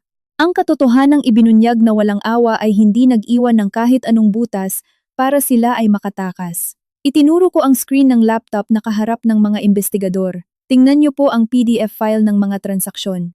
Ito po ang kumpletong bank statement na nai-download ko galing sa bank system. Ang naipon kong pera na 4 na milyong piso at pampuno na 10 milyon mula sa guarantor loan ko. Pagkapasok pa lang ng pera sa bank account ng kumpanya, hindi ito ginamit pambili ng mga construction materials o pampasweldo. Hinati-hati nila ito. Ang iba napunta sa personal na account ni Doña Gracia para makabili ng mga alahas. Ang iba napunta kay Johanna para sa biyahe niya. At ang natira, diretsyong napunta sa account ng isang nagngangalang Juan Santos, isang kriminal na sangkot sa ilegal na pagpapautang. Pero hindi yan ang pinakamasama. Pinahinaan ko ang boses ko, at ang mga mata ko'y nakatingin ng may labis na pagkasuklam mismo kay Kian. Nang mapagtanto nilang hindi na ako makakautang sa mga lehitimong bangko, napagdesisyonan nilang sagarin at kunin mula sa akin ang huling patak ng dugo ko. Gumawa sila ng mga peking dokumento, at noong time na naging mahina ang katawan ko at may lagnat, ginamit nila ang pagkakataong iyon. Pinainom nila ako ng sleeping pills para makuha ang thumbprint ko. Pinike ang pirma ko para makapangutang ng 20 milyon sa mga loan sharks. Lumapit ako kay Kian. Siya'y natulala at napapaatras. Nauntog ang likod sa pader. Pinlano mo talaga ng maayos to, Kian. Akala mo sa pirma at thumbprint ko, legal na ako lang ang magkakaroon ng utang na yon. Plano mo pa na kapag gumuho ang lahat at magde-declare ka na ng bankruptcy ng kumpanya, magpa-file ka ng annulment, at itatago mo kung anong natitirang assets nyo. Habang ako, si Elara, hahabulin ng mga sindikato, lilitisin sa korte para sa kasong panloloko at magiging perpektong panakipbutas para sa kasamaan at pagkukunwari ng pamilyang ito. Diba? Ang kwarto'y tahimik, ang pendulum ng orasan ay unti-unting sinusukat ang mabibigat na segundo. Isang napakalupit at napakawalang kwentang senaryo na isinulat ng mga tao mula sa mismong pamilya ko. Sinarado ng head investigator ang kanyang notepad. Tinitigan niya ng matalim si Kian. Wala nang iba pang kailangang sabihin. Ang serye ng mga ebidensya ay makatwiran at perpektong kumpleto, kung kaya't wala nang kahit sinong abogado na makakayang ipawalang bisa iyon. May pera tayo. Walang magagawa ang batas sa tin. Pinilit kong ulitin ang sinigaw ni Kian kanina lang. Ang tono ko'y puno ng irony at pait. Naiintindihan ko na. Ang sinasabi mong pera, isa lang na tumpok ng basura na na-build up mula sa dugo, pawis, at kasinungalingan. Hindi lang kayo walang pera. Kayo ang pinakamalalang klase ng mga pinagkakautangan sa lipunang to. Ang huling balat kayo ng pamilyang aristokrata na ito ay natanggal na ibinubunyag ang maruming kaibuturan ng kasakiman at kawalan ng pagkatao ng pamilya Valderrama. Kapag naipit ang mga tao, wala na silang maitatago, kaya lalabas at lalabas ang totoong kulay nila, ang totoong Kian. Na kailan lang ay asawa ko at kasama ko sa iisang kama na binigyan ng tiwala at ng kabataan ko, ay napatunayang mas nakakasuka kaysa sa kahit ano pang bagay sa mundong ito. Ang liwanag mula sa kristal na chandelier ay nakatapat ngayon sa kanyang namumutla at pinagpapawisang mukha. Wala na ang maskara niya ng isang kagalang-galang na CEO. Hindi na rin siya yung taong nanduduro sa akin kanina at sumisigaw ng, may pera ang pamilya ko. Ngayon, na hinaharap niya ang malalamig na posas at matitibay na ebidensya, tuluyan na siyang bumigay. At sa kanyang sukdulang pagkataranta, may nagawa si Kian na hindi makakayang gawin maski na ng pinakamasamang tao. Trinaydor niya ang pamilya niya para maisalba ang sarili niya. Bigla na lang siyang sumugod palapit sa investigador. Iniwasiwas ang mga kamay habang ang boses niya ay basag sa takot. Sir, makinig po kayo. Wala po akong kasalanan dito. Hindi ko ginustong lokohin si Elara. Ang lahat, kasalanan ng nanay ko to lahat. Oo, lahat kasalanan niya. Ang sinabi niya ay parang pinalong martilyo. Si Doña Gracia na nakaupo at umiiyak sa sahig, biglang nanahimik at inangat ang ulo, nakatingin ng hindi makapaniwala sa kanyang paboritong anak na protektado't sana'y makuha ang kahit ano. Kian, ano? Anong sinasabi mo anak ko? Nanginginig niyang sinabi. Ni hindi niya nilingon ang ina niya. Tinuro niya ng tuwid ang babaeng nakaupo sa sahig at sumigaw na parang baliw. Siya ang nagtulak sa akin na gawin yun. Sabi niya malaki raw ang sahod ni Elara at malinis ang credit record, kaya sa abot ng makakaya ko makuha ko raw ang pera niya para maisalba yung kumpanya. Siya rin nag-contact sa sindikato. Siya yung nagbigay ng sleeping pills at nilagay yun sa juice para makuha ko yung thumbprint niya. Wala po akong alam dyan. Isa lang po akong CEO sa papel. Ang lahat na kumokontrol sa pera ay siya. Siya arestuhin niyo. Hindi ako. Nang marinig yon ni Doña Gracia, hirap siyang huminga. Hinawakan niya ang kanyang puso at ang pagmumukha niya ay nagbago mula sa sakit at kawalang katiyakan. Ang anak na nilaanan niya ng daan.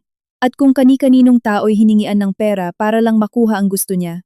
Ngayon naman handang ipahamak at ibato ang sariling nanay masalbalang sariling buhay.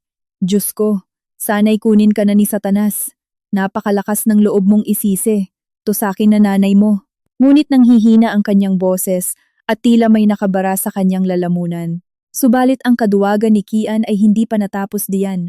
Nang makita niyang wala pa ring nagawa ang pamamasahe niya sa pulisya, mabilis siyang lumingon sa kapatid na babae niya. At yan ring si Johanna. Sa 20 milyon galing kay Elara. Nakuha niya ng higit sa 10 milyon para pambili at pang-shopping niya. Bumiyahe-biyahe pa at kumuha ng mamahaling bags. Kasabwat din yan sa nagnakaw. Dapat kasama din siyang arestuhin! Sigaw ni Kian.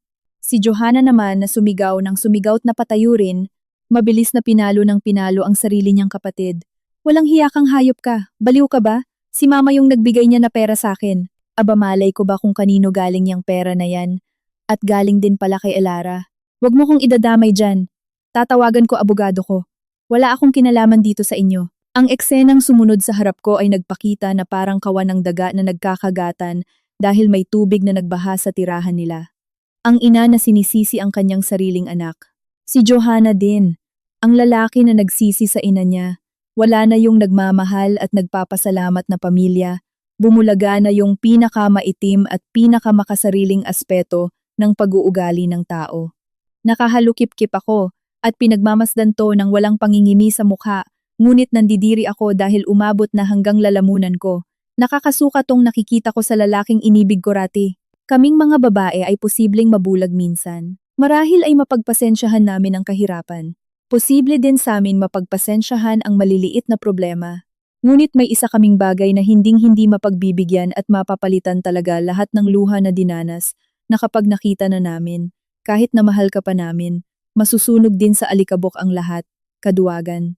Ang mga lalaking binubugbog ang asawa para maipakita yung lakas-lakasan at magmayabang sa kapangyarihan nilang peke. Para lang mabuhay ginawa lahat para ibenta ang mismong magulang na nag-alaga sa kanila't ang kapatid para hindi makulong. Sa paningin ko, di na siya matatawag na lalaki kundi mas masahol pa sa aso't walang kwentang basura. Matapos mapagtanto ni Kian na hindi umubra ang pamimintang niya sa kanyang ina at kapatid, naisip niya na kami ni Paulo ang may hawak sa kapalaran niya. Bigla siyang lumingon at tumakbo palapit sa akin. Bumigay ang kanyang mga tuhod at napaluhod siya sa malamig na tiles. Siya na ilang minuto lang ang nakalipas ay walang awang tumapak sa akin. Ngayon ay nasa paanan ko na. Elara, patawarin mo ako. Nabaliw ako. Hindi ko naisip ang ginagawa ko. Nabaon ako sa utang, hindi ako nakapag-isip ng maayos kaya nagawa kitang saktan. Tignan mo ako, Elara. Tandaan mo nagmamahalan pa rin tayo. Tandaan mo pa ba yung unang anibersaryo natin? Yung lumuhod ako sa gitna ng malakas na ulan, nung nag-propose ako sa'yo. Sabi ko na magiging protector mo ko palagi. Mahal pa rin kita, Elara. Sige na, pakiusap ko. Kausapin mo kuya mo na bawiin mo yung report niya. Pangako, Elara, magtatrabaho ako ng dobling-doble. Mag-aaral akong magbayad ng mga utang na ginawa ko para sa pamilyang to. Ako nang bahala na araw-araw huhugasan ko yung mga paa mo. Huwag mo lang hahayaang makulong ako. Hindi ako pwede doon, Elara. Tinangkang yapusin ng kanyang mga braso ang aking mga binti, pero malamig at buong higpit akong umatras. Pinahintulutang mayakap lang ng madudumi niyang kamay ang hangin. Yumuko ako ng kaunti. Diretsyong tinititigan ang namumulan niyang mga mata na naluluha. Pilit kong inangat ang mga labi ko sa mapait na ngiti. Pag-ibig, alaala, mahina kong sinambit, pero bawat salita ko ay tila mga labahan na pumuputol sa huli niyang pag-asa. Kian, yung pag-ibig na yan na sinasabi mo. Namatay yan noong mga oras na pinainom mo ko ng juice na may hinalong gamot, nang gamitin mo ang thumbprint ko para isanla ang buhay ko sa mga pating sa pautang. Inisip mo ba yung alaala natin nun? Hindi. Ngayong nakaluhod ka, lumuluha dahil ba sising-sisi ka na? O baka mas natatakot kang pumunta sa kulungan at masisira mo na yung luho na itinayo nyo na nagbabaon sa atin sa utang? Tumayo ako ng tuwid at tumalikod. Hindi ko na gustong dungisan ng presensya ng taong ito ang aking mga mata. Ang pagpapakasal sa iyo ang naging pinakamalaking pagkakamali ng buhay ko. Ngunit ang pagpapakulong sa iyo ang pinakatamang gagawin ko na hinding-hindi ko pagsisisihan kailanman. Naging manhid na ako at wala nang natirang kahit anong awa. Hayaan na lang natin ang hustisya ang makapagbigay ng sapat na parusa na naaangkop sa lahat ng kasalanan nyo. Ang kaso'y agad kumilos at sunod-sunod namang hinatid pabalik ng awtoridad batay sa batas. Sapagkat matibay na lahat ang mga ebidensya at hindi maipagkakaila kung anong tindi at uri ng kaso. Isang napakalaking panloloko, pineking mga papeles, hindi na to pagpapatawad lamang. Ang investigator na hawak ang folder kasama ng mga kasong na-file na. Nakatayo na siya sa gitna. Ang malamig, sigurado, at di man lang naguguluhang tinig niya na para bang binubuhusan lahat ng nanunuyong iyak ng pamilyang ito. Batay sa Rules of Criminal Procedure ng Pilipinas, napagdesisyonan ng piskalya na pigilan at ilagay sa watchlist at ibawal ang paglabas ng bansa ni Gracia Valderrama at Johanna Valderrama habang nakabinbin pa ang mga investigasyon para siguraduhin na uusad pa rin ang kaso ng maayos at samantala si Kian Valderrama, isa sa ilalim ka na sa agarang pagdakip ngayon. Tumunog ng malakas ang malamig, bakal na posas, habang ito'y sinasara sa magkabilang palapulsuhan ni Kian. Tumahimik siya. Nagpaubaya. Nanlamig ang buong katawan. Parang may tumanggal ng lahat ng dugo niya dahil para siyang tulala. Wala na talagang naramdamang buhay. Nang dalawa ng pulis na yon, inilabas siya, ni hindi man lang siya umimik. Ayon naman sa panimulang ulat, itinuloy ng investigador ang salaysay. Bawat salita'y bumagsak na parang bato at dumurog sa mga pagmamayabang na binuo nila noon upang pigilan ang pagtatago pa ng ari-arian o iba pa. Ilalagay ng piskalya at korte sa hold order o I-free freeze ang lahat ng bank accounts ng Valderrama Development Investment kasama rin ang mismong bank accounts ni Kian Valderrama, pati rin yung sayo Gracia Valderrama at Johanna Valderrama. Noong mga salitang nabanggit na na-freeze ang kanilang mga accounts, nang hina na naman at di nag-imik si Doña Gracia para itong tumagos sa kanyang buto-buto. Yung platinum credit card na palaging hinihila, ipinagmamayabang ginagamit araw-araw, ay bigla na lang walang kwentang plastik ngayon. Sa isang saglit, nawala lahat ang tinatamasa nila hanggang sa kahuli-hulihang piso. Ngunit ang panghuling hampas ng pagkatalo'y nandoon pa rin. Batay sa mga dokumento natin ngayon at mabilisang rechecking, itong mansyon na tinitirhan nyo kasama pati ang 2 luxury car nyo na nakapangalan sa inyo. Ang totoo niyan hindi nyo naman yaman talaga yan kundi ginamit rin na collateral sa ibang bangko o kumpanya na pineke nyo pa. Ihahanda na ng piskalya na isauli lahat o gamitin yung mga naiwang ari-arian nyo, kasama yung mamahaling properties nyo para lang pang-compensate doon sa iba nyong nadali na nanakawan ng pera. Agara naman, nagtrabaho ang mga opisyales ng matiwasay. Ang mga pulang police tape na nanggaling sa piskalya na ginamit, nakatakip na doon sa mga properties, idinikit sa mismong safe na nandoon sa ikalawang palapag. Pati na rin yung naglalakihang TV at malakas na sound system na nakaset up, nakatago lahat doon. Ang mga lalagyan o mamahaling alak galing Italy na binili ni Doña Gracia gamit ang pinaghirapan kong credit card. Sa garahe naman nakaparada ang Mercedes-Benz na gagamitin pa sana niya, pero nakalagay na agad yung markang kinumpiska ng gobyerno. Pati ang sikat na designer bags ni Johanna nandun din, ipaprocess para magawan rin ng hiwalay na background checks. Para malaman kung saan nila binili at anong kwartang nagastos dito. Ang bahay na puno ng pera na kanina lamang sigaw ng sigaw ni Kian na protektado ng yaman nila, ay sa loob lang ng hindi aabot ng isang oras, para siyang nahubaran ng damit pabalik sa simula niya. Ang mga red tapes ng gobyerno nakakalat, naging mga tanda na nakaselyo at pumuputol sa kasakiman ng pamilya at ang pekeng mayamang pamilyang to. Tumayo ako't binalot ko yung mga daliri ko sa palad, masayang pinapanood ang maganda't lubusang pagbabalik sa karma. Si Doña Gracia nakaupo doon, nasa gilid. Magulo ang dating inaalaga ang buhok, hinaharangan ang kanyang mukha, umiiling at umuungol pa rin na, nawala lahat, nawala na, wala na tayo. Oo tama. Dahil yung mga ginagawa niyong masama't na napak na iba, nagamit ang maruming pera, kinakain na naman sa paghihirap o napahiya ang buong buhay. Inakala nila na kaya nila ang mga ganitong bagay. Ginamit nila yung titulo nila, mga yaman para iskam yung mga tapat na tao. Inisip rin nilang madali nilang maa-undermine o aatakihin, madaling makuha, at isubo yung mga katulad namin. Hindi nila alam na kung ganoon kabagsik sila, na pinulupot sa leeg ko yung chain, babagsak din na may malaking panabla. Dumating na si Paulo pabalik para bigyan ulit ako ng jacket dahil iniwan niya doon sa taas saglit nung tumulong siya. Hayaan na natin ito sa mga pulis. Dumiretso ka na kasama ng ambulansya para pumunta sa ospital para magmediko legal. Tapos magpahinga ka na lang muna doon sa safe house ko. Bukas, magdadala ako ng abogado ko para simulan ang proseso ng iyong annulment at bawiin na rin ang parte ng properties mo galing sa kanila. Tumango ako. Habang sinusuot ko ang coat, napatingin na rin ako sa kapatid ko at ngayon ko lang talaga to napag-usapan mula sa napakatagal na. Napuno ang bawat kanto ng bibig ko ng isang totoong maluwag at ngiti. Wala po tayong dapat ipag-alala ngayon, kuya. Okay lang po ako. Walang problemang totoo. Nakasampay ang bag ko sa balikat. Inisip kong lumakad ng patag at matibay habang papalabas. Ni isa o kahit isa sa kanila wala na kong lingon pang naialay. Sa mga mata ko patay na lahat ang anino nila o ng konsensya. Namatay na nung kanina't naghihingalo ngayon. Habang dumaraan ako, kung saan sila nakatayo, yung amoy ng laway na pinaghalong sarili kong dugo ay amoy na amoy pa. Ngunit ngayon lang to. Wala na akong utang doon dahil tapos na. Naging simbolo na lang na amoy ito ng malaya kong sarili. Ang pagpapabugbog na nangyari rito hindi nabasag ang kumpiyansa ko. Dahil ang pagbugbog rin niya nagtanggal ng balatkayong tinitiis kong lahat at lumabas yung bagong ako. Babaeng independent at piniling tapusin ito ngayon. Nang palabas na ako, nandoon ang mabigat na bakal na gate. Ang gate na minsan ko'y tinanggap na parang isang pasukan sa pangakot perpektong tahanan. Pero ngayon nararamdaman ko yung malakas na hampas ng hangin nitong gabi ng Pasko ng pagkabuhay. Sumasampalang hamog at malamig. Hindi man lang nakapanginginig yon. Para akong naglalakad sa malakas at walang problemang alon ng tubig. Nakapagtanggal lahat ng kalawang, sama ng loob ng taong-taong pinagmalupitan. Nandyan rin si Paulo sa tabi ko naglalakad at piniprotektahan ang magkabilang balikat. Inalalayan niya na kung pasakay sa kotse. Tahimik at wala nang tinanong.